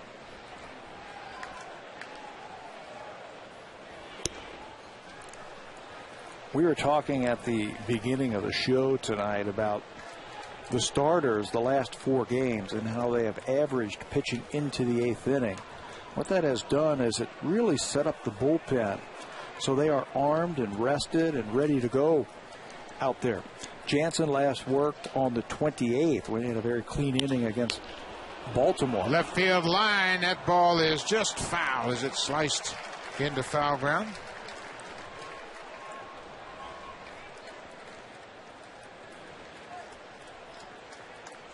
Anytime you can get 7 innings from your starter, just sets up your bullpen so effectively. You don't have to use 3 and 4 guys every night, and then you can rotate how you're using him, so you don't have to use Kevin Gregg back-to-back nights, or you don't have to use Jason Frazier 3 nights in a row. 2 balls and a strike. Blaylock cuts over the top of the cutter. And that's not even talking about how many times you got up and maybe threw for 10 minutes or so, 25, 30 pitches, getting ready to come into the ball game. When you've got the players that they have down there, they've got 7 relievers with good balance. The starters give you length. Everybody's sharp and everybody's healthy. 2-2. 2 outs. Foul down the left side. Casey Jansen in relief of Brian Tallet. Very good start for Tallet as he goes 5 2/3 tonight, holding the Rays to just 4 hits. He struck out 4.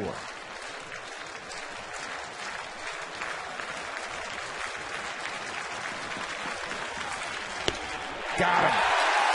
Casey Jansen comes in and throws a pitch right past Hank Blaylock to end the 6th. Another stranded base runner.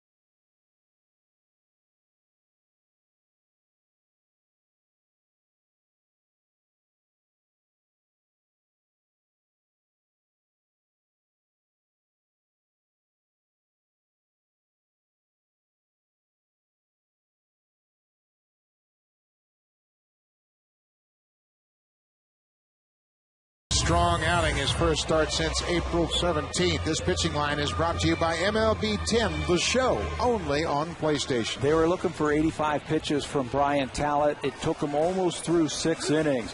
3 walks, but they came in the first 2 innings. He bared down, he left runners on base, and he got stronger as the game went along, retiring 7 of the last 9, 3 out of the last 4 were strikeouts. So a good start for Brian Tallet. A lot of defensive changes for the Tampa Bay Rays. Willie Ibar comes into the game defensively and takes over at second. Ben Zobrist moves from second to short. Brignac is out of the game, and that means that Neiman is in the 9 spot. Neiman is not in the 9 spot. 7. He's in the Blaylock spot. Right.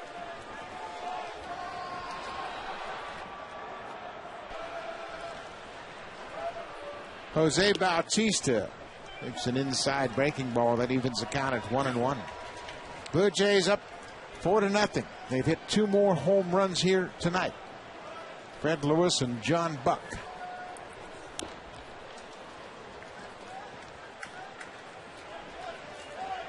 Jeff Neiman has allowed just 6 hits, but 2 of those have left the park. Fred Lewis has half the hits against the big right-hander. Lewis has a home run, a double, and a single.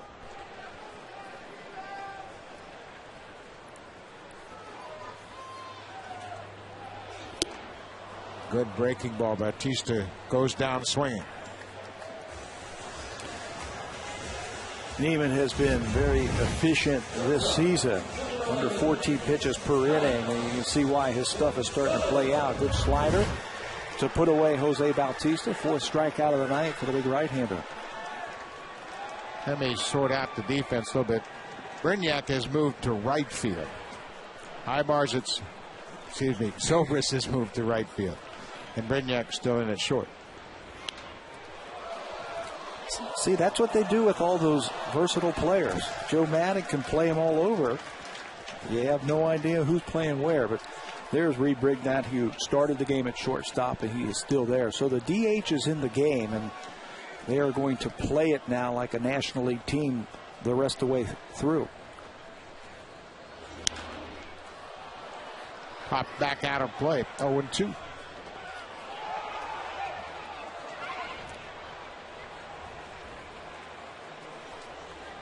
Gonzalez has struck out twice tonight. Really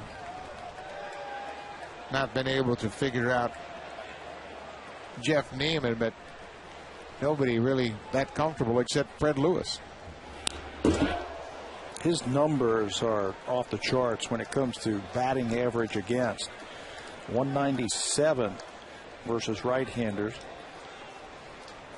Overall 209, which is 6th best in the American League. He won 13 games last year and actually could have won 18. He left a game 5 times with the lead, and the bullpen blew it for him last year. Breaking ball up the middle, base hit for Gonzalez. He sat back on that breaking ball with 2 strikes and was able to drive it into center. Might have to change his thinking when he gets ahead 0-2 against some of these Blue Jay batters. They have been very good off-speed hitters this season. Fred Lewis hit a pitch 0-2 for a home run, and now Gonzalez with an 0-2 base hit.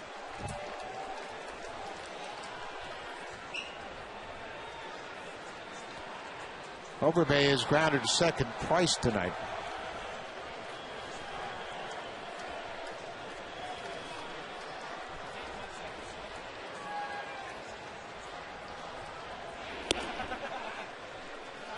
Neiman misses with a ball down.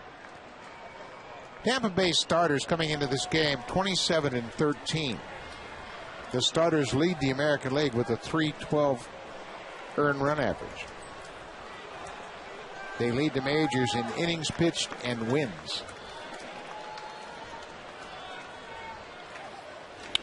Overbay to center field. Upton turns around, and he's going to watch this one off the wall. Gonzalez coming around third. He's getting stopped at third. Overbay hammers the ball off the wall in center field. His 11th double of the season. And he came so close from knocking this ball out of the ballpark. Upton thinks it's gone. He gives up on it, but then it just dies when it gets out towards the wall. Overbay gets everything into this one, and on a line hits it to center field, and fortunately stays in the ballpark and comes right back to B.J. Upton, who gets it into the infield quickly, and that's why Gonzalez has to hold up at third base. Boy, Overbay has been a different batter since he's quieted down that body and just used that easy stride. Boy. Let's check in with Sam Cosentino. Well, Buck, I chatted with Overbay today as well, and one of the things he said that he's finally figured out, I mean, going back and looking at video and all the things that he's been told, but it finally clicked in his mind just in his second start in the 7-hole on Saturday. And the one thing he told me is that he was allowing the ball to travel a little further. You guys could better explain that than I. Well, he is not so anxious jumping out to get the ball, letting the ball come to him, if that's the way I interpret it. Yeah, when you do that, you're not reaching for the ball, and it doesn't look like it's coming in at about 1,000 miles an hour. You slow the game down. Infield in now, John Buck. Hard breaking ball off the plate outside. Now the runners are on base with just 1 out, and they have already been given a signal. Are we going to go on contact? How are we going to play it? The runner at second base needs to know if that runner at third is heading towards home also. Popped up, left field. Should be deep enough to score Gonzalez. Crawford set up, makes the catch. No chance. Gonzalez comes in on the sac fly by John Buck.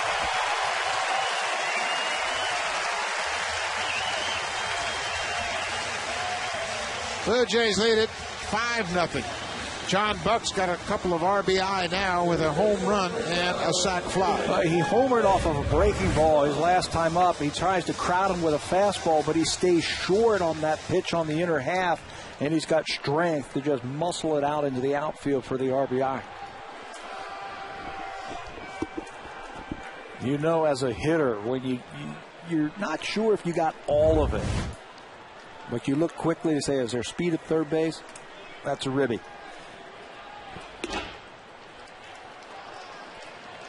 Edwin Encarnacion with 2 outs has popped twice to the shortstop. We mentioned add-on runs. They're huge against this Tampa Bay ball club. They have really done a great job against the Blue Jays bullpen, especially late in the game. 2-out RBI by Adam Lind last inning. That triple that scored a couple of runs. And then a sacrifice fly from John Buck. Still another one out there with 2 out.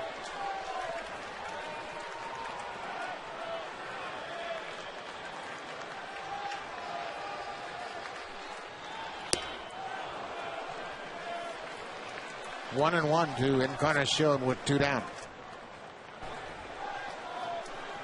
Blue Jays have improved dramatically runners in scoring position from April to May. They really got off to a slow start with runners in scoring position, improved it to nearly 300 in the month of May.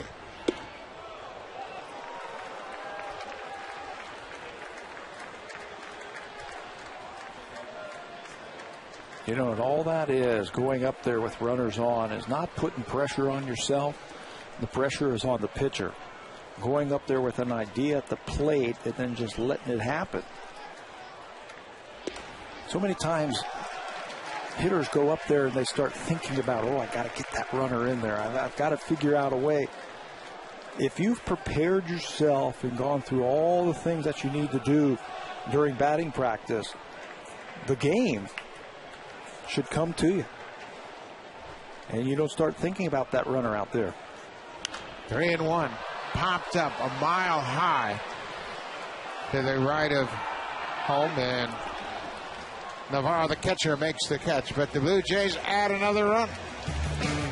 John Buck with the RBI. It's 5-0.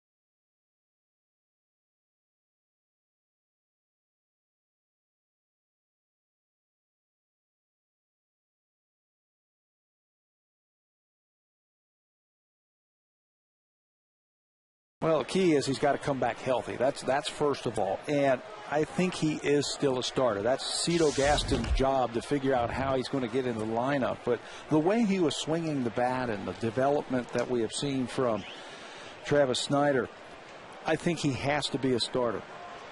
How that plays out, only Cito Gaston knows. Navarro into center field. It's trapped by Vernon Wells. Navarro reaches to start the 7th. And again, you got to get back to why did he think that bunt was a good play back in the 2nd. Had a runner at 1st and 2nd. A 1-run game. He tried to bunt for a base hit against the left-hander with Brignac coming up behind him. And then he singled his next 2 times up. Reed Brignac, the shortstop, 0 for 2. Casey Jansen came in relief of Brian Tallet with 2 out in the 6th. and struck out the pinch hitter, Hank Blaylock.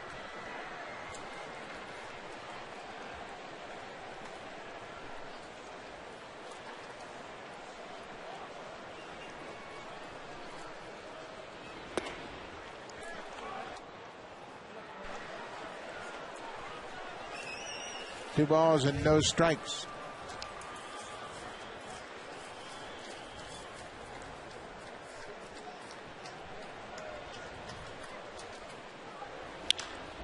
That ball's in the gap, going to go all the way to the wall. Navarro around second, headed for third. Brignac makes the turn around second. Here comes Navarro to the plate. Brignac stops at second. And the Rays are on the board. Reed Brignac, an RBI double, scores Navarro all the way from first BJ, base. For yourself now. Nice little player, Brignac. Draft pick of the Rays. He has worked his way up into the lineup with Jason Bartlett out with an injury. Rips this pitch from Jansen into the gap in right center field. That's why you got to get those add-on runs, because this team, the Tampa Bay Rays, make you earn all 27 outs. By the time Bautista runs that one down, Navarro scores from first, their first run of the game, and that brings Cito Gaston to the mound. Now, Cito Gaston has a relatively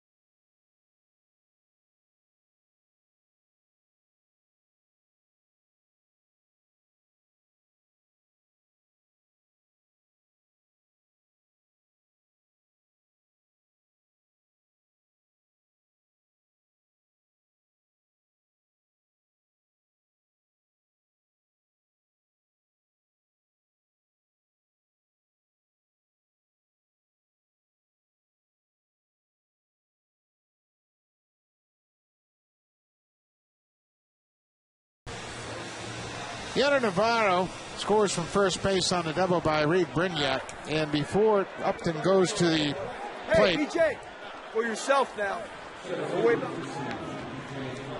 Don't worry about moving the runner from second to third. Hit for yourself, drive in the run, then you have a better chance of turning the bat loose. Yeah, you're down by 4 runs, 5-1 here in the 7th inning. You're not trying to massage the ball to the right side to advance that runner. You're trying to drive him in. And that's what he had on his mind with that first swing against Jason Frazier. Frazier into the game for the 23rd time this year. A good record at 2-1. He has really turned around his season. Got off to a tough start, blowing a couple of ball games early, but since he has been reinstalled into that 7th inning setup man, he has really come on. Good strikeout numbers. He's ahead B.J. Upton here. No balls and a strike. And it seems like his fastball has returned also. About 93 miles an hour there. Really fooled Upton. Surprised him. Upton has not done well against Frazier. Just 2 for 12 in their head-to-head matchup. And he has 9 strikeouts against Frazier.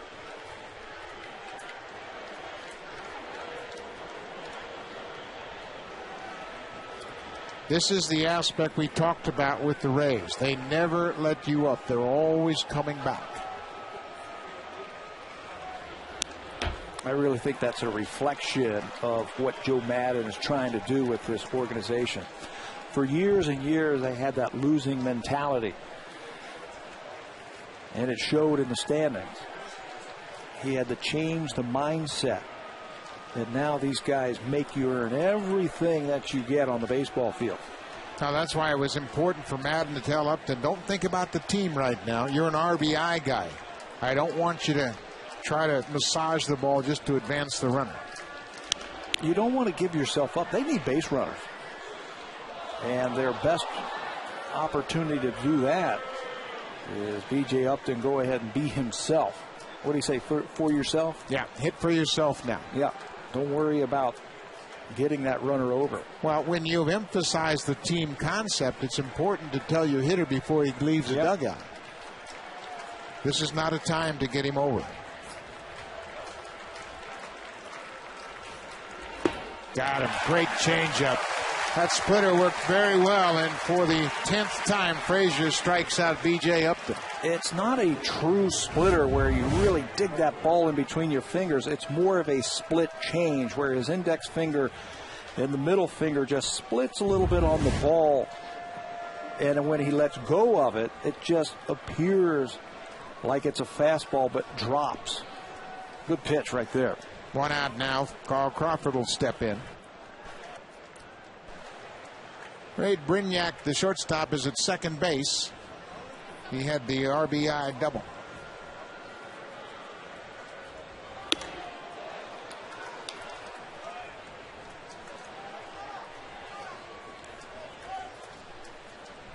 Brignac's double, his 9th of the season. We talk often about managers using matchup charts for defense and for pitching matchups. Frazier certainly has the upper hand with Upton and Crawford. Not this time. Base hit into center. Brignac will score easily. Crawford drives in the second run of the inning. It's 5-2 Jays.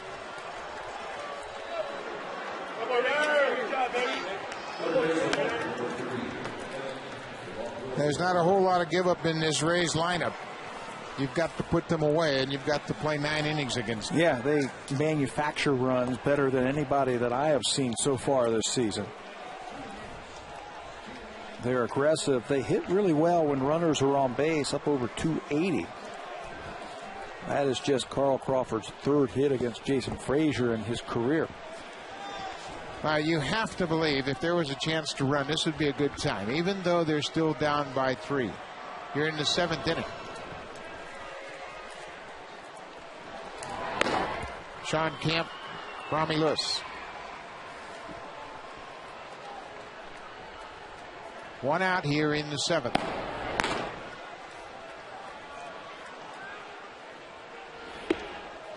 Ball gets away. Crawford's headed for second. There'll be no throw. Ball bounced off the glove of John Buck, and Crawford, once he saw where the ball was, broke for second.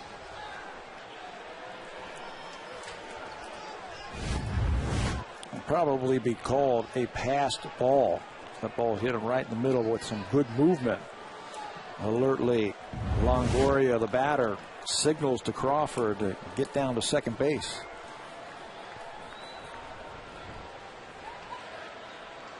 A ball and no strikes. 2-0.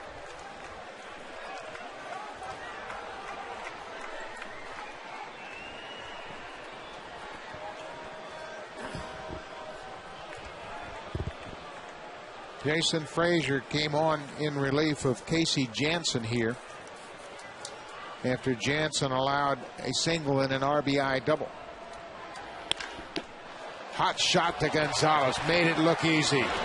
Longoria's retired. What a glove. How about the actions in the hands of that shortstop? This ball is just stung by Longoria, and he goes down and just snags it on one hop. That's an in-between hop, which is even tougher. You have to have soft hands, good hand-eye coordination. He makes it look easy. I tell you what, we have seen it every day here at Rogers Center to start today. He's the first guy to take ground balls, and he takes them at game speed. And because of that, he can make plays like you just saw.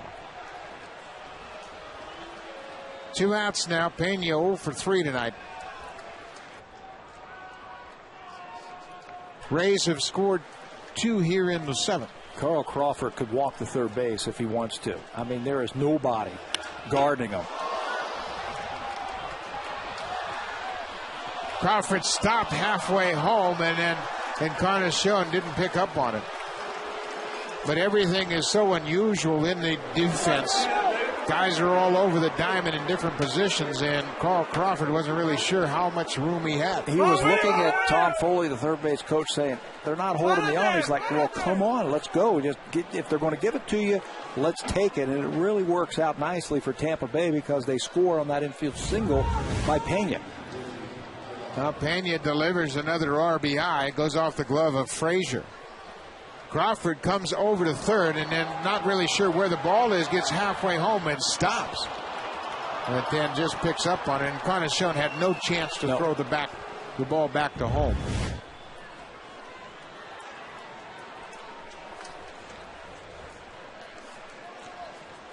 It's 5-3 now.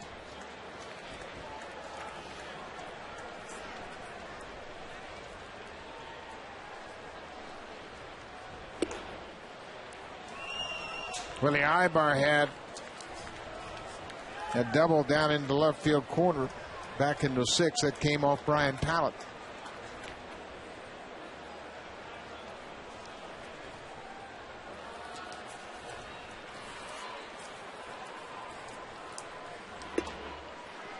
A ball and a strike. 2 outs here in the 7th. 3 runs in.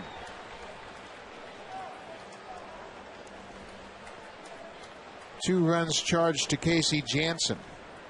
Carl Crawford is charged to Frazier.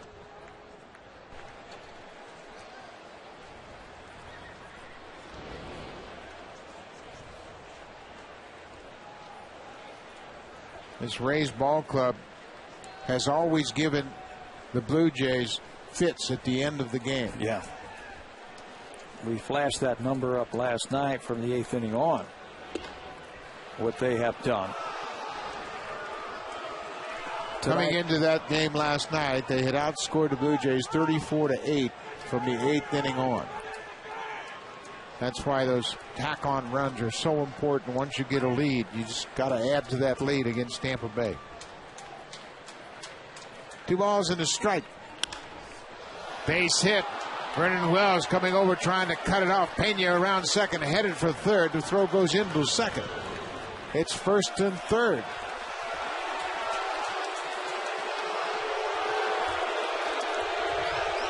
Ibar with his second hit in a row. Cito Gaston pops out of the dugout, and he's making the call. He wants the right-hander, Sean Kemp. Jason Frazier came in and struck out B.J. Upton to start the inning, but hasn't been able to stop the Rays.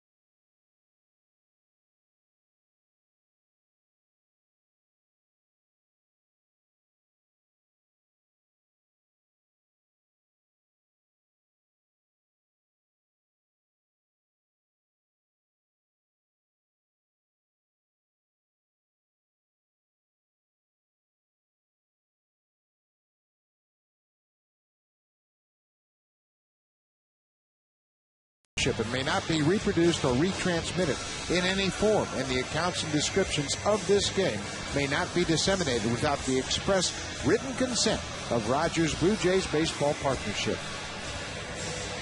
New pitcher into the game here in the 7th inning will be Sean Kemp.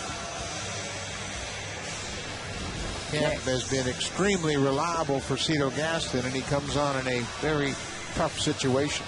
Yeah, trying to clean this up right here. You see the ERA is very good. He worked in yesterday's game. In fact, he's worked in 2 out of the last 4 days for the Blue Jays. Something to think about as you face Ben Zobrist, who is swinging a hot bat. The pitcher spot is next up. First pitch swinging. Fred Lewis retreats right on the warning track and holds it in. Sean Kemp comes out, throws one pitch, strands in a couple more. The Blue Jays holding on to a 2-run lead.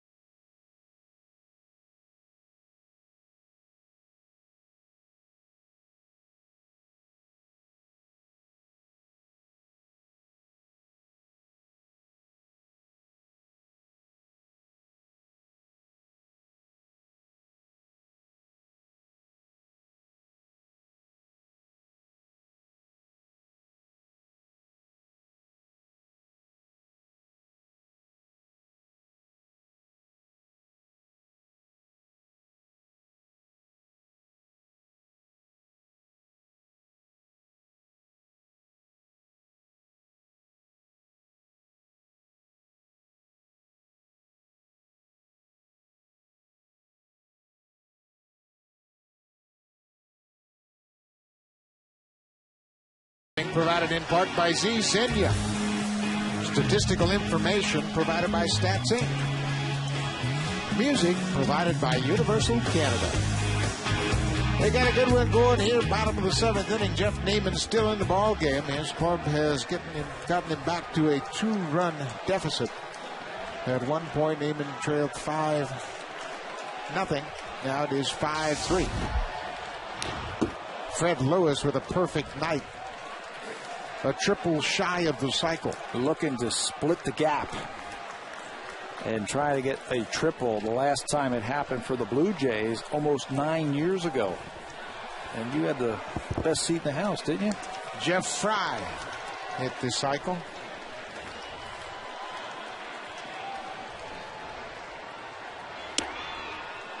Oh, 2. Fred Lewis hit some good pitches tonight. He hit a changeup down with 2 strikes in the 1st inning for a solo home run, his 4th. Hit a fastball down to left field for a double, and his single also going to left on a pretty good pitch.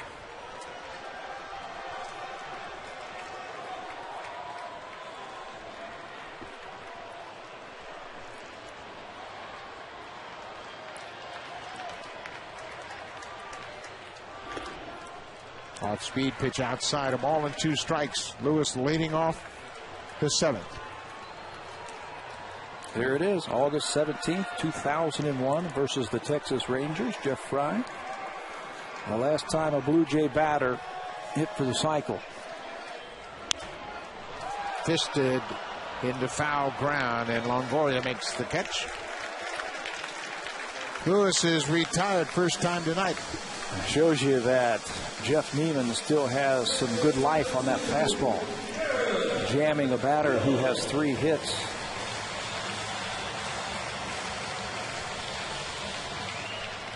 These starters, they work deep into the game. They lead the majors in innings pitched and in wins. Through the first 40 games, as that ball is ripped into left field by Hill. His second hit of the night. When you want to talk about length from a pitching staff through the first 40 games, 32 times the Rays didn't go to the bullpen until at least the 7th inning. Tells you something about these good young arms.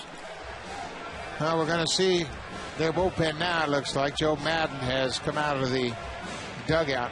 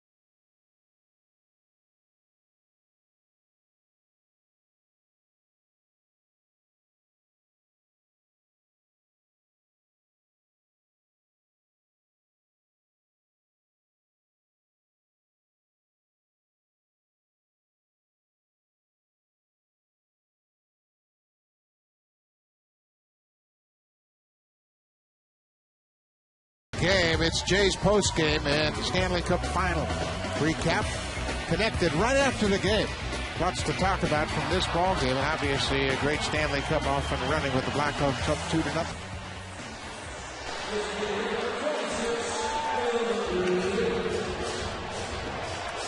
We saw this situation in last night's ball game. Adam Lind strolling to the plate and Randy Choate coming out of the bullpen for Joe Madden. You look in the dictionary for lefty specialist, and there's Randy Choate. 13 2/3 innings, and he's worked 27 games. Left-handers hitting just 167 against him. Usually leaves them in there for just one batter because right-handers are hitting over 500 against Randy Choate. Yeah, he's got one assignment. He struck out Lind last night on a slider. First pitch strike. It's a tough angle for Adam Lind, that high 3/4 crossfire delivery, and then he's got that big sweeping slider. Hides the ball well, really turns that front shoulder, makes it tough on lefties.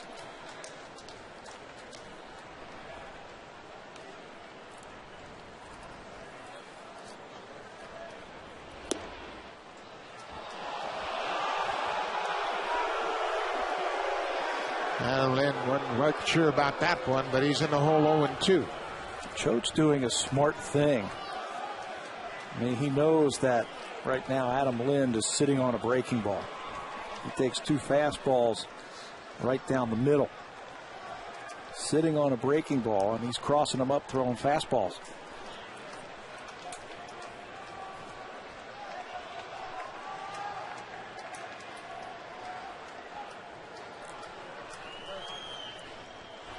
There's that slider.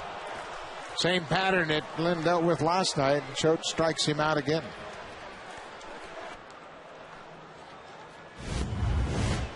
A couple of fastballs and then that sweeping slider like you were talking about. Sits Adam Lind down. Now Joe Madden is out to talk to the home plate umpire. We might have a double switch happening. Now the pitcher's spot is scheduled to lead off the 8th inning. So you have to go to the umpire first to let him know what you're going to do. So you'll make a double switch here. So Ibar has come out of the game. He was in the 5th spot. So Sean Rodriguez will come into the game, and he will be placed in the 7th spot, and he will lead off the 8th inning.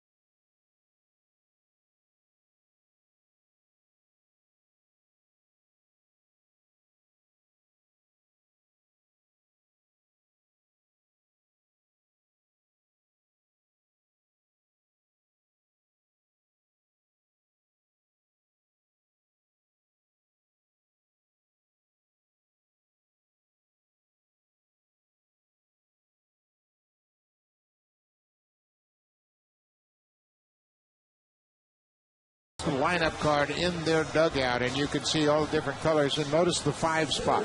That's where Balfour has been placed in the lineup. Willie Ibar comes out of the game. He was originally the DH, then took over defensively at second base. Now he's come out of the game for the pitcher. Sean Rodriguez has been placed into the 7th spot. That's the first spot to bat in the 8th. Every one of those colors means something else. Blue is left-handers, right is right-handers, pink is switch hitters. The DH is in red. There's your bench. Yellow means that you are in the game and you're no longer available. So a lot going on the scorecard tonight. Grant Balfour has really had a good start to his season through 22 games. He was used as a starter most of his 3 years in pro ball. When he was with the Twins, they switched him to the bullpen, and he has flourished. Came over to Tampa, and you're right, he's got a good power arm with a good fastball, a good curveball. He'll use his changeup. Look at the numbers, strikeouts to walks, a 7-to-1 ratio, which is outstanding for a reliever.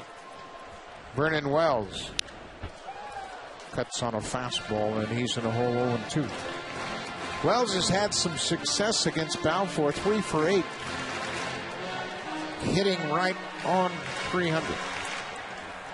He's been shut out so far, 0 for 3 tonight. He's hit the ball hard. Last time up, he hit a shot right at Longoria, who made a nice play. Line drive into center. That's got a chance to get past. Upton cuts it off. Aaron Hill's coming around third. He's getting a wave. Relay throw from Rodriguez, who's just come into the game, and Hill is tagged out at the plate. Good play by Rodriguez, who just entered the game on the double switch. He made a strong throw to Navarro, who tagged out Aaron Hill. Trying to score from first. That's when you got to gamble. You got 2 outs, take a shot. Rodriguez makes a strong throw as Upton cuts off the ball, quickly gets it to the cutoff man right on the money. And Rodriguez, with a strong throw to Navarro, tags out Aaron Hill. Still a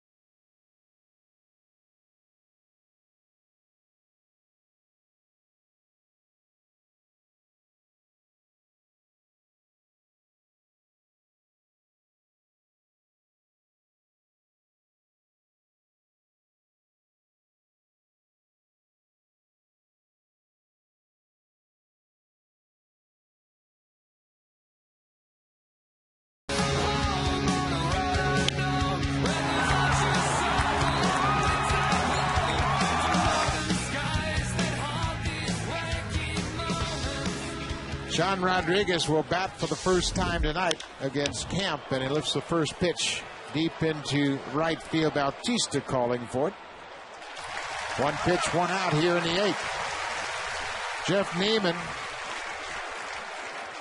gave up a leadoff home run to Fred Lewis, 6 1/3, 9 hits, but kept his team within striking distance. Yeah, he certainly did. The most runs that he has given up this year in any of his starts. He came in as the ERA leader in the American League, spaced out 9 hits, pitching into the 7th inning, 1 walk, 4 strikeouts. So he gets some distance, but he's still behind in this game. Fred Lewis caused Neiman problems as Lewis had 3 hits, drove in a run, and scored 2. 1 out here in the 8th inning. Giono Navarro put the tag on Aaron Hill at the plate to end the Blue Jays' 7th.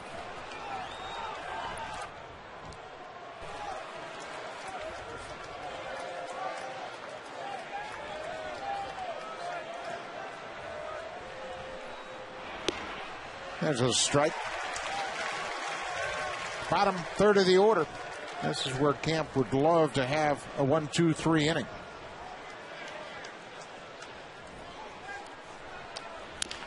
On the ground, right to Hill. 2 outs. You know what makes him so effective is he can make the ball go one way and he can make it go the other way. So as a hitter, you don't know what you're looking for. Campy throws that sinker, and Navarro just beats it right into the ground. Cito Gaston coming out of the bullpen. Dugout is called for the bullpen. He is called for Scott Downs here with 2 outs in the 8th inning.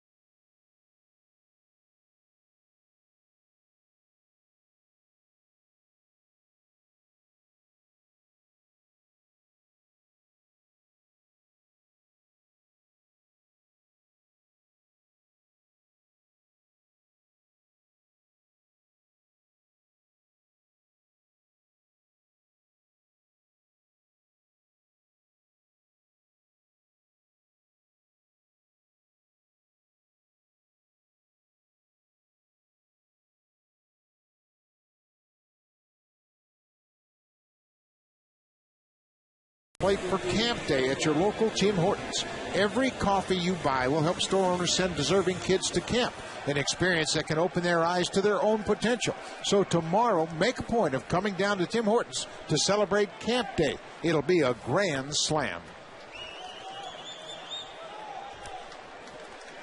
Sean Camp did a great job, and he will now turn things over to Scott Downs with 2 outs here in the 8th. Reed Brignac had a big RBI double in the 7th.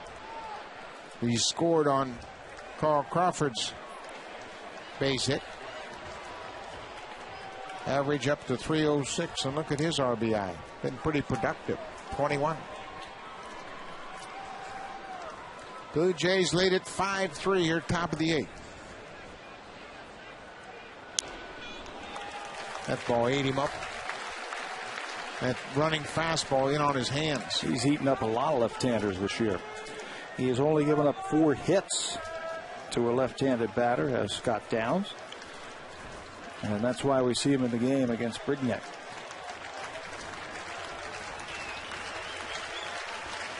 0-2. 2 outs. Shattered bat. Pieces flying all over the place. Like he hit it right off the end of the bat, and then barrel exploded. You see that a lot when bats have the cup on the end of it. Hits it right off the end and just chips it.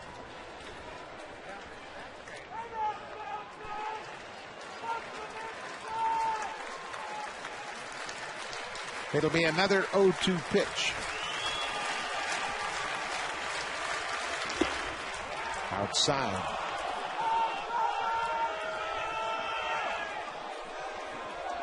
The Rays rallied for 3 in the top of the 7th, made it a 5-3 game.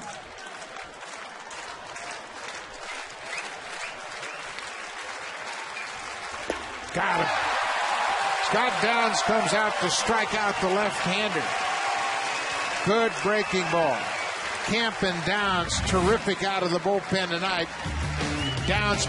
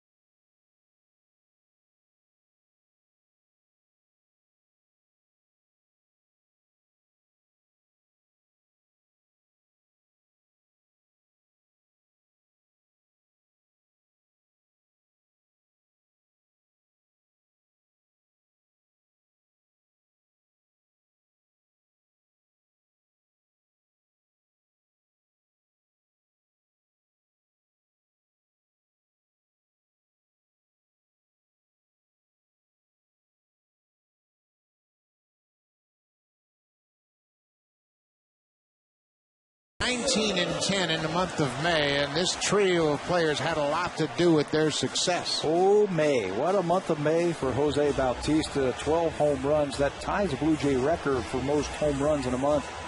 25 RBI. Sean Markham's going to get a lot of votes for Pitcher of the Month for the month of May. And Fred Lewis, all he did, 38 hits and 15 doubles in 1 month. 3 sensational months for those two. Markham will get a chance to build upon that tomorrow night here against David Price, wrapping up this Rays series. Jose Bautista ducks out of the way of a Balfour fastball. You got to expect that. Got to establish that inner half. No, I have no problem with that at all. I'm sure Bautista doesn't either. A ball at no strikes. You've got to be able to respond to that in a positive manner. That'll spread like wildfire. Hey, you can intimidate Bautista. Or anybody on the Blue Jay, right? Good cut. Got a pretty good fastball to hit right there. Well, Balfour comes right over the top, and it's power versus power. His fastball's pretty straight, and he'll use it. He's got a good one. Bautista upset with himself because he missed a pitch he thought he could have hit.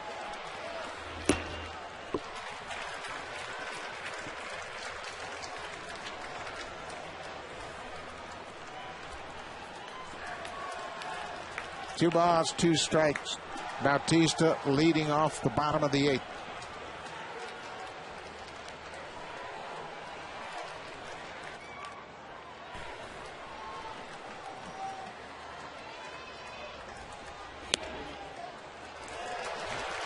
Umpire got a little twitchy back there. Looked like Angel Hernandez had some doubts about that, but called it off the plate. 3 balls, 2 strikes.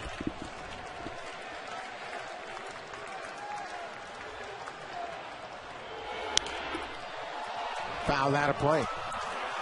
Balfour had an off season a year ago. Just 5-4, had a 4.81 ERA. Gave up 59 hits and 67 in the 3rd inning. The year before, he was dominant, much like he has pitched this year. Just 28 hits allowed in 58 innings. Leadoff walk.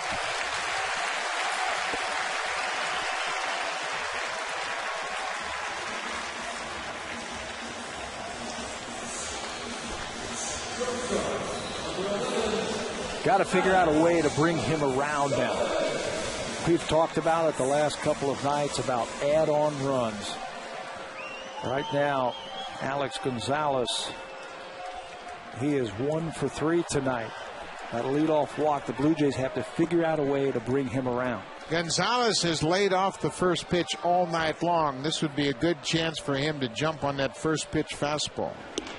Still taken. 0-1. Gonzalez had a base hit with 2 strikes on a breaking ball off of Jeff Neiman in the 6th.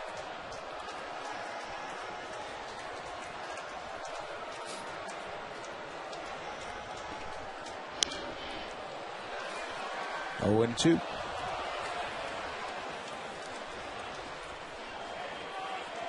Jays lead at 5-3 as they bat here in the 8th. Jumped out to a 5-0 lead. Rays scored 3 runs on 5 hits in the 7th inning.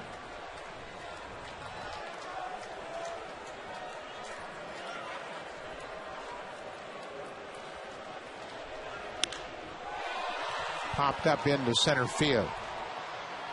B.J. Upton makes the catch.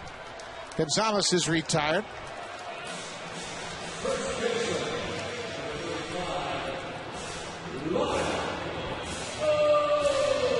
Lyle Overbay just missed hitting a home run off the center field wall back in the 6th.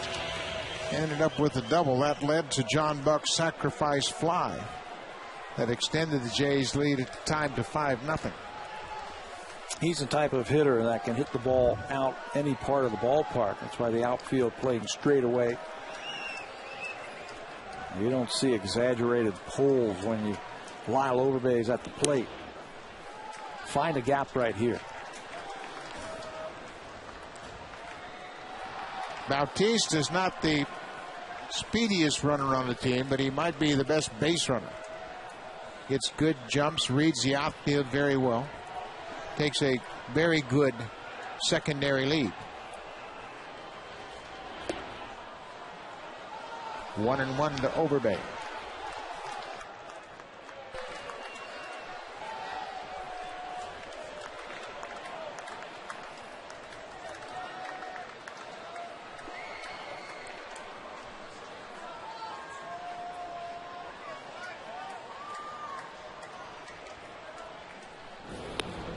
Like Bautista wanted to draw a throw, took a little bit bigger lead at first. And the Rays recognize that and put the throw over sign on. We'll watch Navarro now, the catcher, with that runner being held on at first base. Overbay could take a shot to try and pull one through that hole, and the Blue Jays can play first and third. They stay away from him. 2 balls and a strike.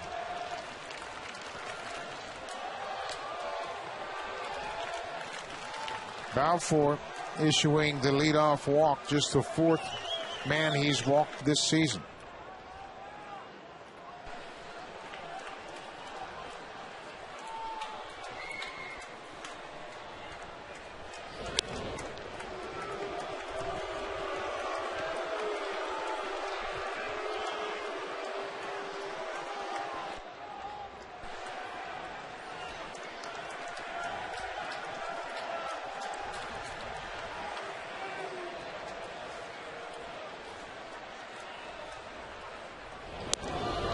Bautista got into the head of Balfour with that exaggerated lead.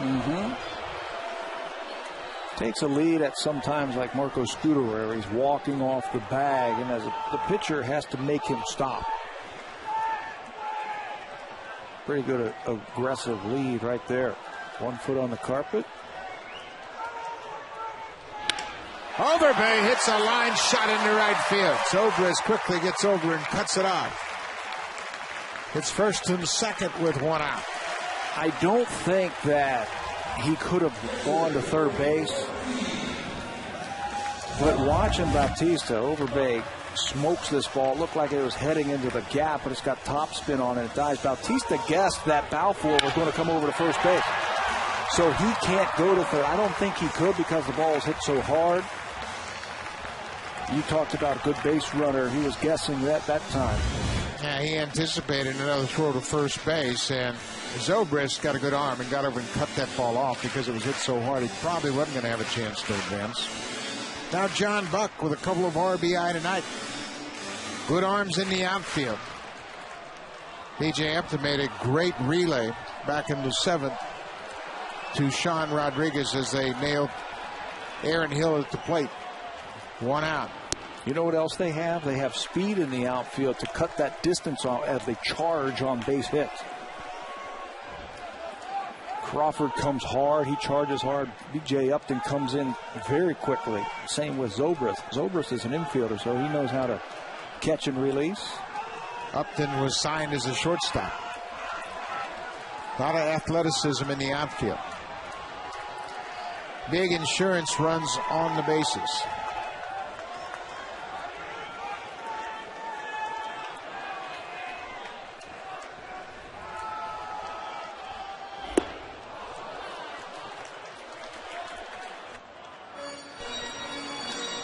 One and one to John Buck. Buck homered in the 5th.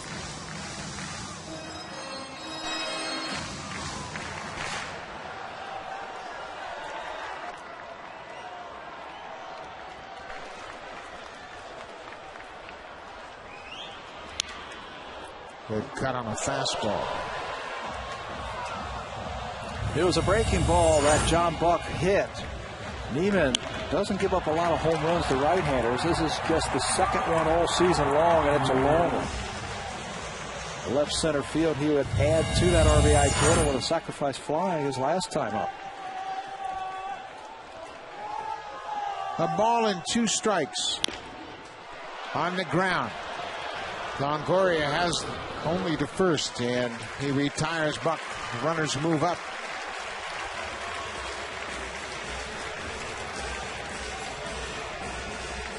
Second and third now. 2 outs.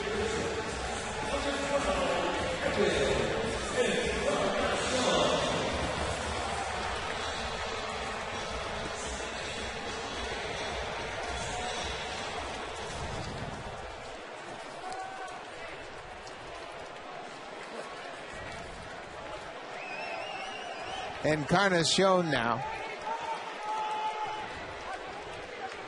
A chance to widen the lead. 2 outs.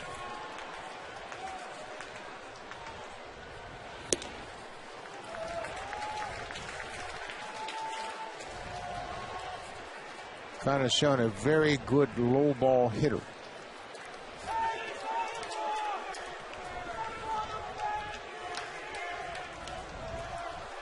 He has not faced Balfour.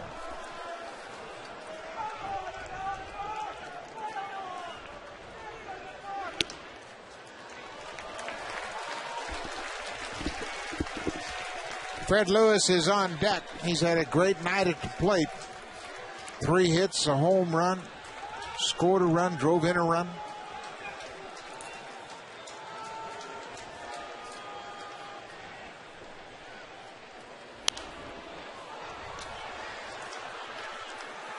Two balls and a strike to Encarnacion.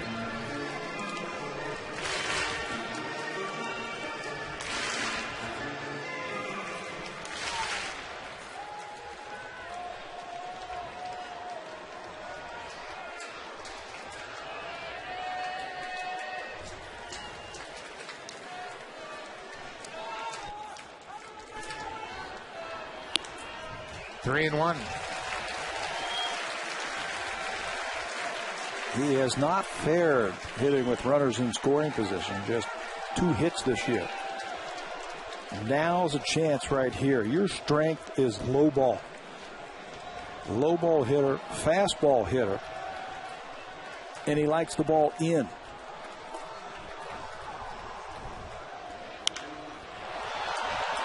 Popped him up. Balfour gets Encarnacion, strands a couple of runs. It'll be the top of the order for the Rays. They try to come back in this game in the ninth. They trail it by 2. Kevin.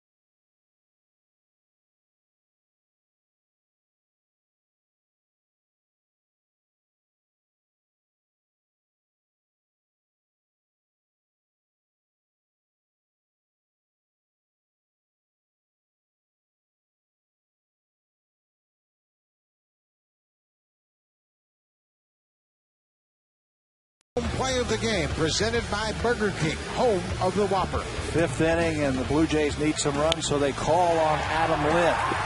He splits the gap in right center field with a couple of runners on base. RBIs 29 and 30. Adam Lind has his first triple of the season. And the Blue Jays are trying to hold on now. That played at 2 runs, and they're up by 2 as we head to the 9th.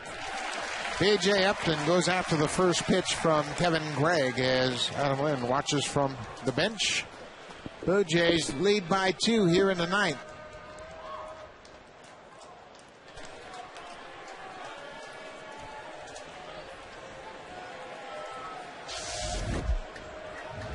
Gregg tied with Tampa Bay's Rafael Soriano for the lead in the American League in saves. They both have 14. The numbers are very good for Kevin Gregg. 14 for 16 in save opportunities. Very rarely walks people, and he's been piling up the strikeouts. It's a curveball. He doesn't use that very often, but he used it at a timely moment. Averaging over a strikeout per inning this season. He has looked sharp. Worked in yesterday's ball game.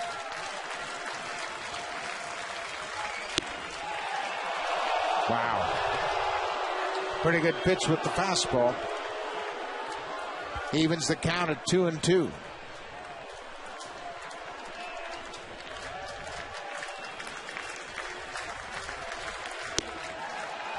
Cutter missed 3-2. That's a tough one to lay off with 2 strikes.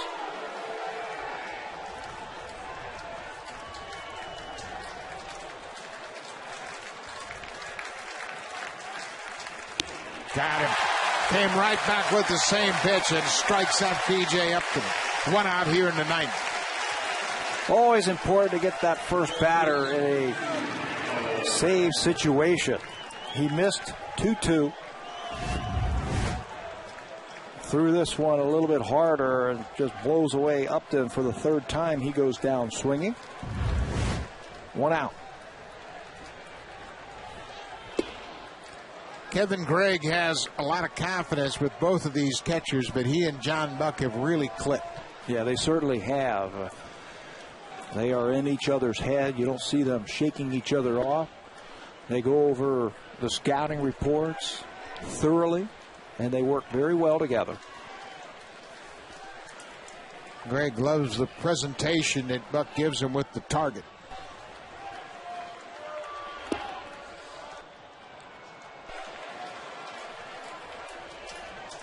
Greg came up in the Angels system where pitching and catching is emphasized dramatically because of Mike Scioscia. Walked him.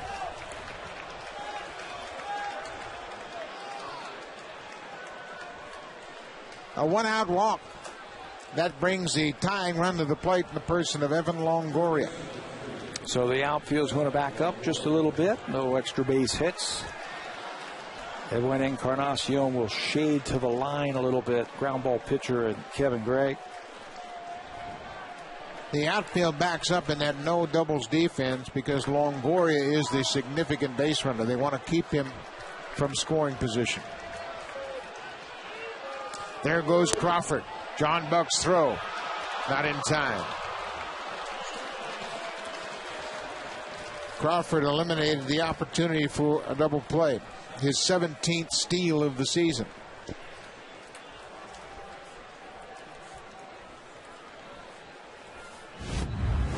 Run doesn't mean a lot as John Buck throws. Aaron Hill does a good job of catching that ball, keeping it from going out into center field. That's the run that's not important. The run that's important is standing at the plate. A ball and no strikes. One out. Curveball in there. Greg doesn't use that curveball often, but looks like he's got a good feel for it in this inning. Yeah, what makes him so tough is he can throw different pitches to different types of batters. He's got the curveball. He can cut his fastball. He'll sink it. He'll also throw a splitter. Whatever it takes to take the ball off the barrel of the bat.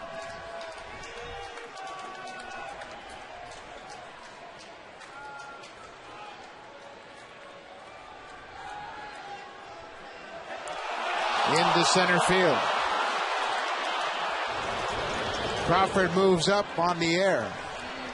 Not a bad idea, though. Not a bad idea, and I think if he throws the ball right to the base, they have an outstanding chance of getting Carl Crawford at second base. Maybe inching towards third base a little bit too much. This is a set play between Gregg and Hill, who backs in. The throw is offline a little bit, and he would have been out if that ball's right on the back. 2 balls and a strike to Longoria. 3-1. Longoria had a triple in the 9th inning last night against Gregg to the gap in right center.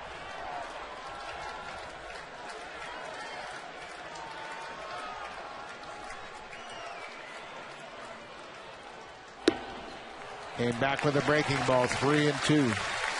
That triple was off a fastball. And I'm sure he's not going to see one here. Some type of breaking ball or cutter or off-speed pitch.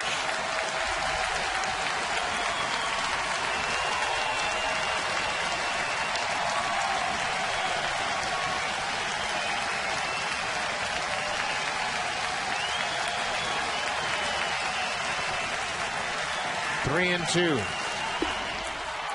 Walked him. 2 walks in the inning.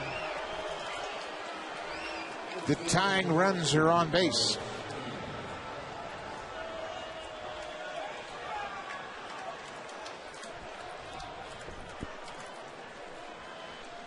Last time the Blue Jays defense was burned by Pena.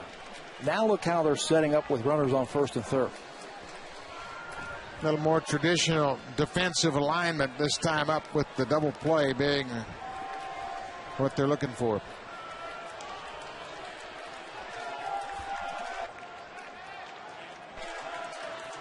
First and third, 1 out.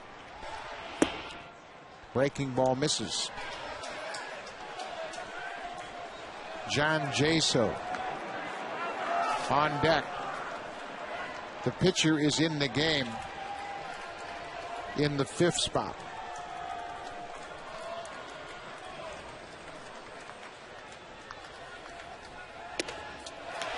Good fastball. Pena was indecisive. If you're wondering about grounding into double plays, Pena has only done it one time this year. The Rays don't hit into a lot of double plays because they have good speed. They've got some fly ball hitters in that lineup. 1-1. Big pitch, looked like a splitter. A ball and 2 strikes. 2:31, 7th inning or later for Pena. 1 out.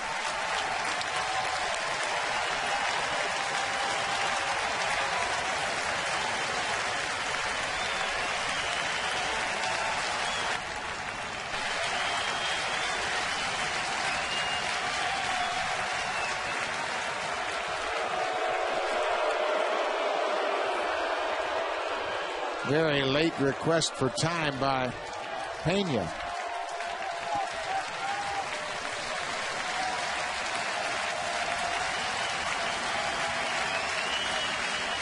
One and 2. Missed off the plate. 2 balls, 2 strikes.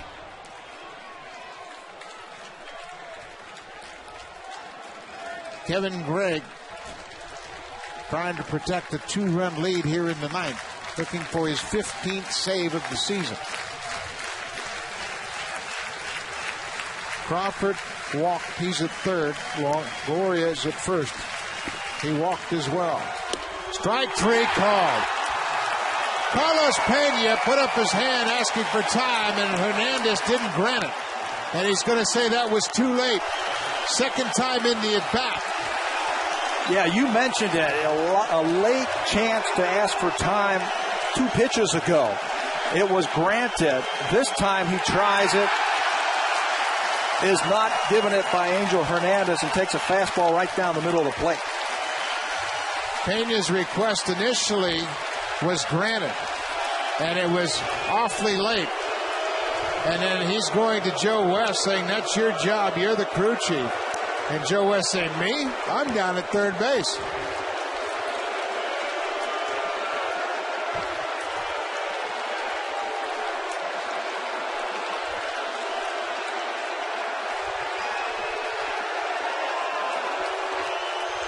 You can see Joe West saying, it's my fault.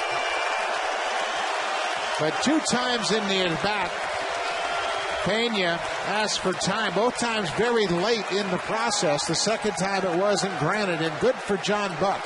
He stayed in his crouch, gave the target to Kevin Gregg, who delivered. Well, you're concentrating so much on that pitcher and everything happening around, you don't know that the batter has signaled to the umpire, so good for him to stay right after it. Let's take a look at it and watch the sequence of what happens. Pena is getting set, and so is John Buck. There's the timeout, and there's the pitch. You see, the catcher's getting his sign. The umpire's in his crouch. Pena asks for time. You can never assume you're going to be granted timeout. They have to hear it. That's late. Gregg was set, ready to deliver the pitch. 2 outs now. It'll be a pinch hitter, John Jaso.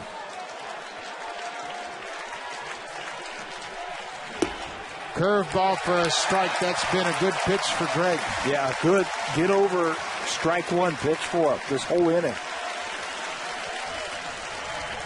2 walks, 2 strikeouts.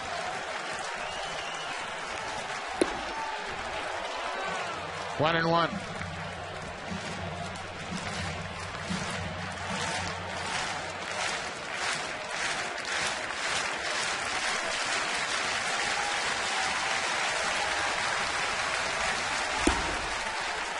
Off the plate. 2 balls and a strike.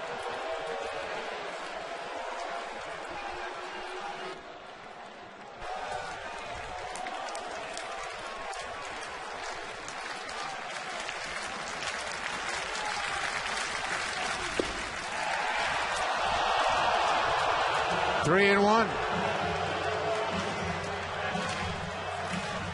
Jaso has not pinch hit this year. This is his first chance to come up there with the game on the line as a pinch hitter.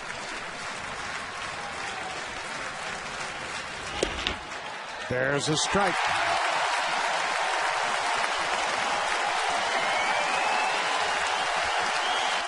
Overbay is going to come over and make sure Greg understands where he's going to be. He is going to play behind the runner.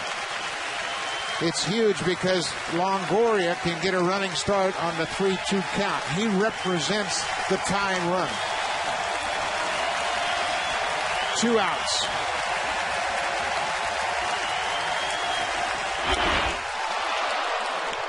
Got a piece of it. Confidence to go back to that breaking ball.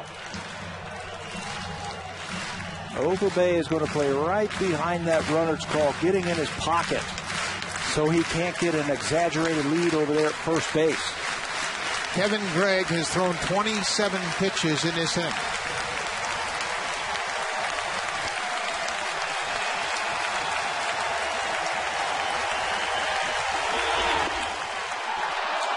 Bases loaded.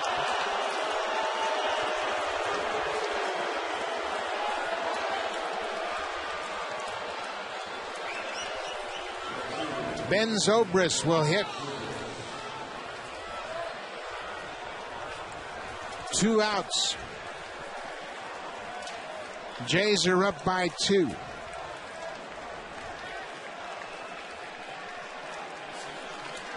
Zobrist has been a hot hitter for the Rays.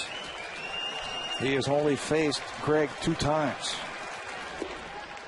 Fastball runs off the plate outside.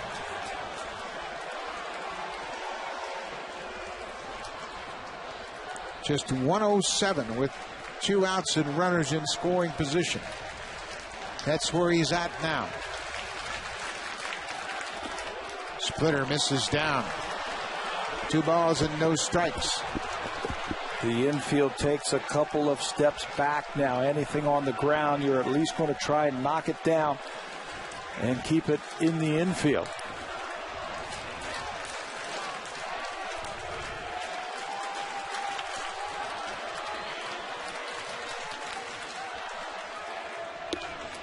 Strike on the corner, 2-1.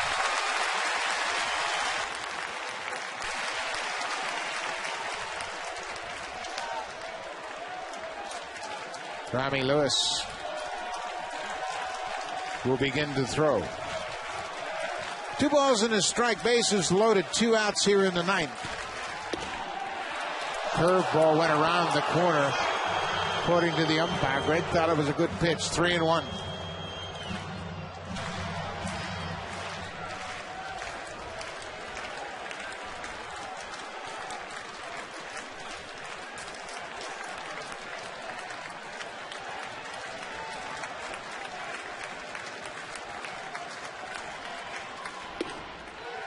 He walked it.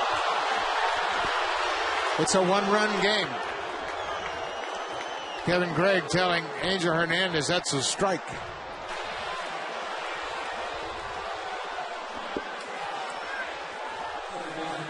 He's been very effective with cutters to the outside part of the plate against left-handed batters his whole homestand. John Buck sets up on the outside part of the plate. And Hernandez calls it a ball. The home plate umpire's just off the plate. Sean Rodriguez. Buck needs to go out to the mound. Yep. Kevin Gregg got a little rattled by that ball 4 count, and that's a good timely visit right here. Same with the pitching coach. Good idea to go out there and just kind of reaffirm what you want to do here. Give him a breather. He has walked 4 batters this inning. He has struck out 2. The Rays haven't hit the ball this whole inning, and they have a run. Look at the attitude by the pitching coach. No problem, Kevin. You still got a 1-run lead here.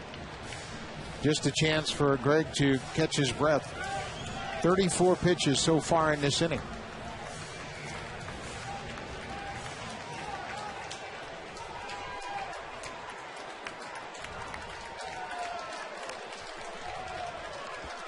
Rodriguez popped up in the 8th inning, his first at bat.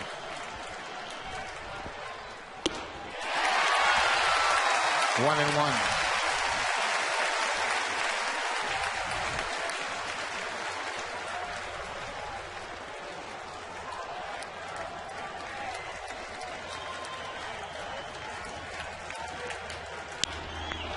Into center field. That'll get down. That'll score 2. Longoria comes in. The ball gets away from Wells. Jaso scores right behind him and all the way from first base. Here's Ben Zobrist. A 3-run double by Sean Rodriguez. This is a team, the Tampa Bay Rays, who have come back to win games 15 times already this year. We talked about it last inning, in the inning before, about the make you earn every one of their outs. They have that ability to come up with big base hits. 7-5 Rays lead it.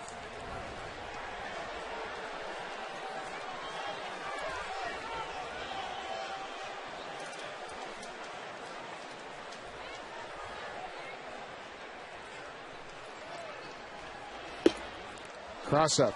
There goes Rodriguez to third. No time to throw. The wheels have come off here in the 9th. Rodriguez moves to third.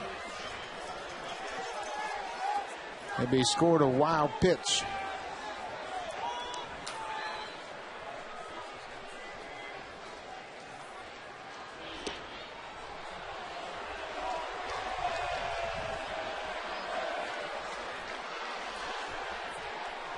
Only 1 hit in the inning. 4 walks in a double.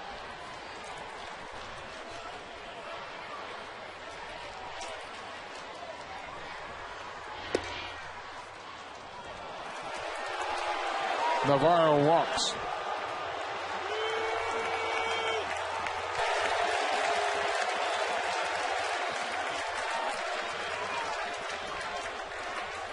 Rough inning for Kevin Gregg. He struck out the first batter. And he ended up walking 5 in the inning.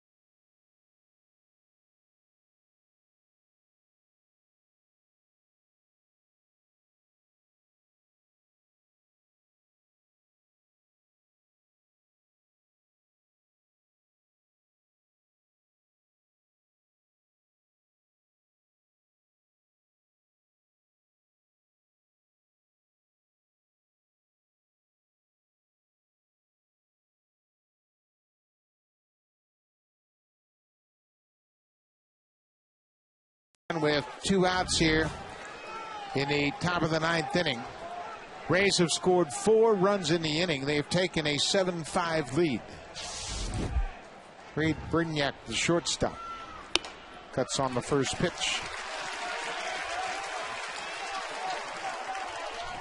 Here are the numbers for Rami Lewis. He's well rested. It's the first time that we have seen him on this homestand. Last work on the 26th out in Anaheim versus the Angels. 0-2. For the Blue Jays in the bottom of the 9th, it'll be 1, 2, and 3. Lewis, Hill, and Lind, the scheduled batters.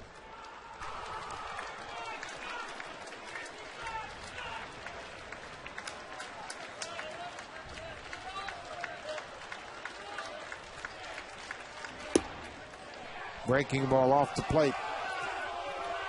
A ball and 2 strikes.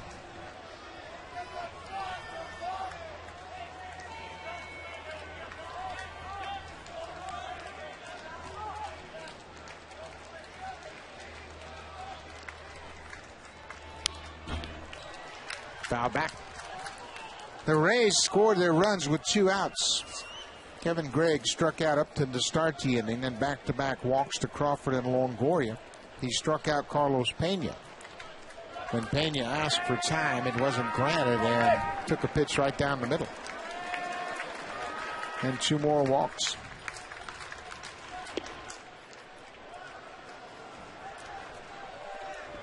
Joe Madden got thrown out of a game. Kevin Gregg's been thrown out of the ball game. Been a very busy inning. 2-2 now. Rami Lewis facing Reed Brignac.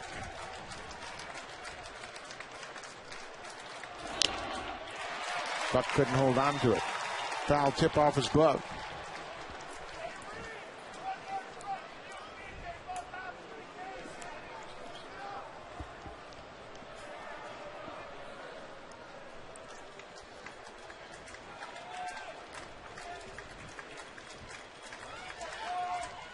There goes base runner at first, and Navarro moves into scoring position. It's a full count now.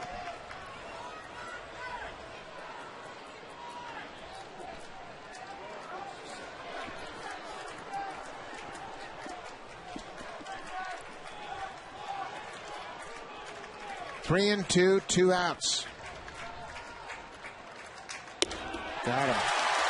Rami Lewis strikes out Reed Brignac to end the inning, but the Rays score 4 runs in the top of the 9th on just 1 hit.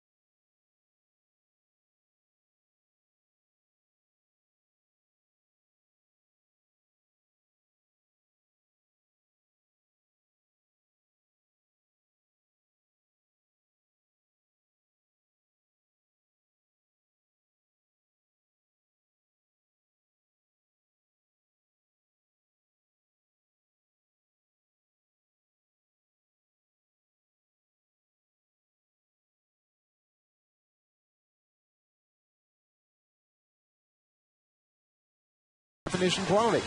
Packages starting at $99.99. Visit BlueJays.com for more details. Rafael Soriano, the closer for the Rays, comes out to work the bottom of the 9th. It's funny in baseball how the dominoes fall when one team acquires one player, it frees up another one, and that's what happened to Rafael Soriano. When the Atlanta Braves signed Billy Wagner, they felt they could let go of Soriano, who did a lot of the closing for the Atlanta Braves last year. So they traded him to the Tampa Bay Rays for right-handed pitcher Jesse Chavez back in December, and Soriano is just what Joe Maddon needed. A hammer at the end of that bullpen. Yeah, it's been a missing link for this ball club for a couple of years since Big Troy Percival kind of came to the end of his career. Soriano with 14 saves. Fred Lewis takes the first pitch strike. Lewis has had a good night at the plate. He'll look to ignite this offense here in the ninth. Lewis, Hill, and Lind, top third of the order. Sean Rodriguez with the big 3-run double.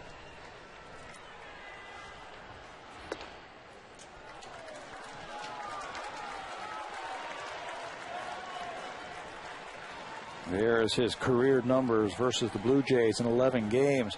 21 strikeouts in the 13 2/3 innings that he has pitched against them. Came up with Seattle. Did a lot of damage when he was a Mariner.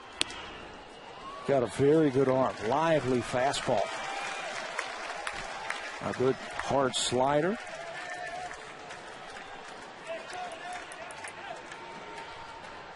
Very deliberate on the mound. Takes his time in between pitches.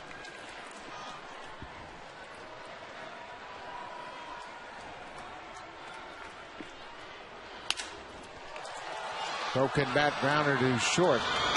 Off the glove, Fred Lewis is on, and he'll go to second base on the air. A routine ground ball thrown away by the shortstop. The speed of Fred Lewis forces the defense to make mistakes. Brignac with his 5th error of the season. And a heads-up play by Fred Lewis also. First of all, hustling down the line, but when the ball gets away from Pena and it doesn't go very far, he hustles to second base to stay out of the double play. And you could see he looked into foul territory to see if the ball was up against the wall. His first reaction was find the ball, and then once he saw it, broke for second.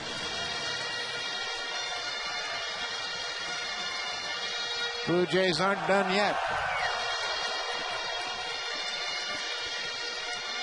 Aaron Hill's had a couple of hits tonight. 5 hits in the last 2 games. Bloop and a blast. We got the bloop. No, we want the bloop and the blast to happen now, right? And then we walk out of here.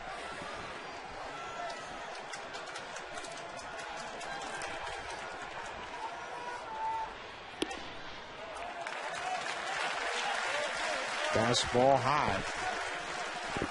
A lot of these Blue Jay hitters have not seen a lot of Rafael Soriano because he has spent the last 3 years over in the National League with Atlanta. Hill has only faced him 1 time. Fastball in a good spot. 1-1. Blue Jays have but 3 hits against Soriano in 11 games.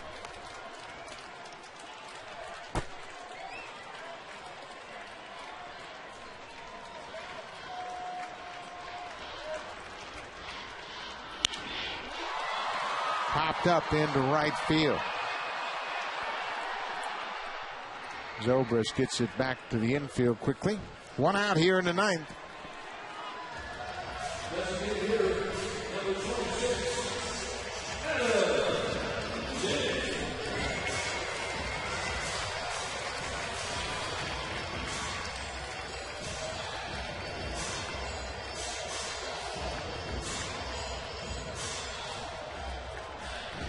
Adam Lind had a 2-run triple in the 5th.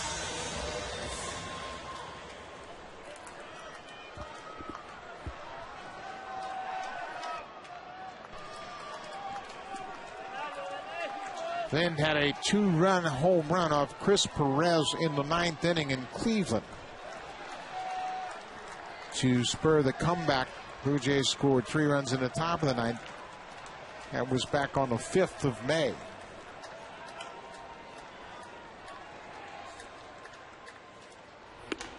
Outside.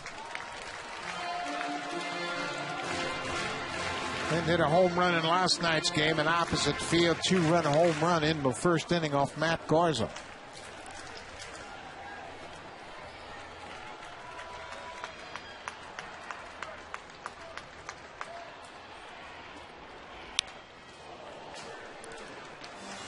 He'll challenge you with a fastball.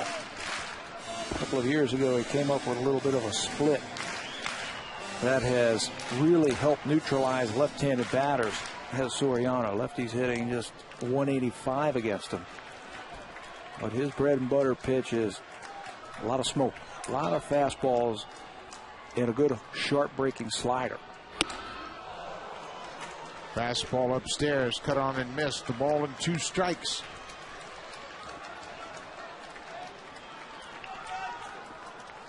Blue Jays trying to come back for a 17th time. They have 16 come from behind wins.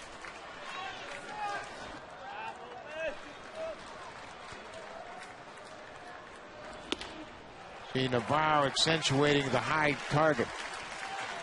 Not a good idea, I think. Adam Lynn can really handle that pitch up and away if he misses.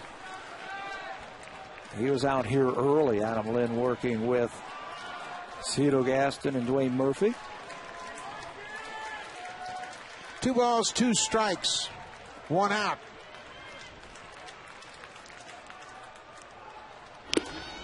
Struck him out. Good fastball right top of the strike zone, 2 down. Seems like there's always a little something extra in the reserve tag for Soriano when he needs it. Gets a strikeout at the top of that strike zone with a good hard fastball. Looking for his 15th save of the year. He is 14 for 14 in saves this year. Let's check in quickly with Sam Cosentino. Hey, Buck, a quick look at that Blue Jays bench. Everyone's still on the edge of their seat, talking and chatting. Seems like there's still a lot of confidence. It could be the come from behind wins, could be the late success, but not quite sure would have seen that last year. Well, they're never out of a game in their own mind, and certainly with that long ball always in their pocket. Brendan Wells can tie it up. Swing, line drive, left field. This ball is hit off the top of the wall. Lewis comes in to score. Wells heads to second base just by about a foot. He missed from tying it up. He's had a couple of good at-bats tonight where he's stung the ball hard, but nothing to show for it. Last time against Balfour, he doubled, and he's always been good at tomahawking a high pitch, and that's exactly what he does here. Watch how close it is from going out and tying up the ball game. Just off the top of the wall. It stays in. A 1-run game. Wells, the tying run at second. Bautista. Breaking ball outside. Bautista has walked in 4 trips. Walked twice.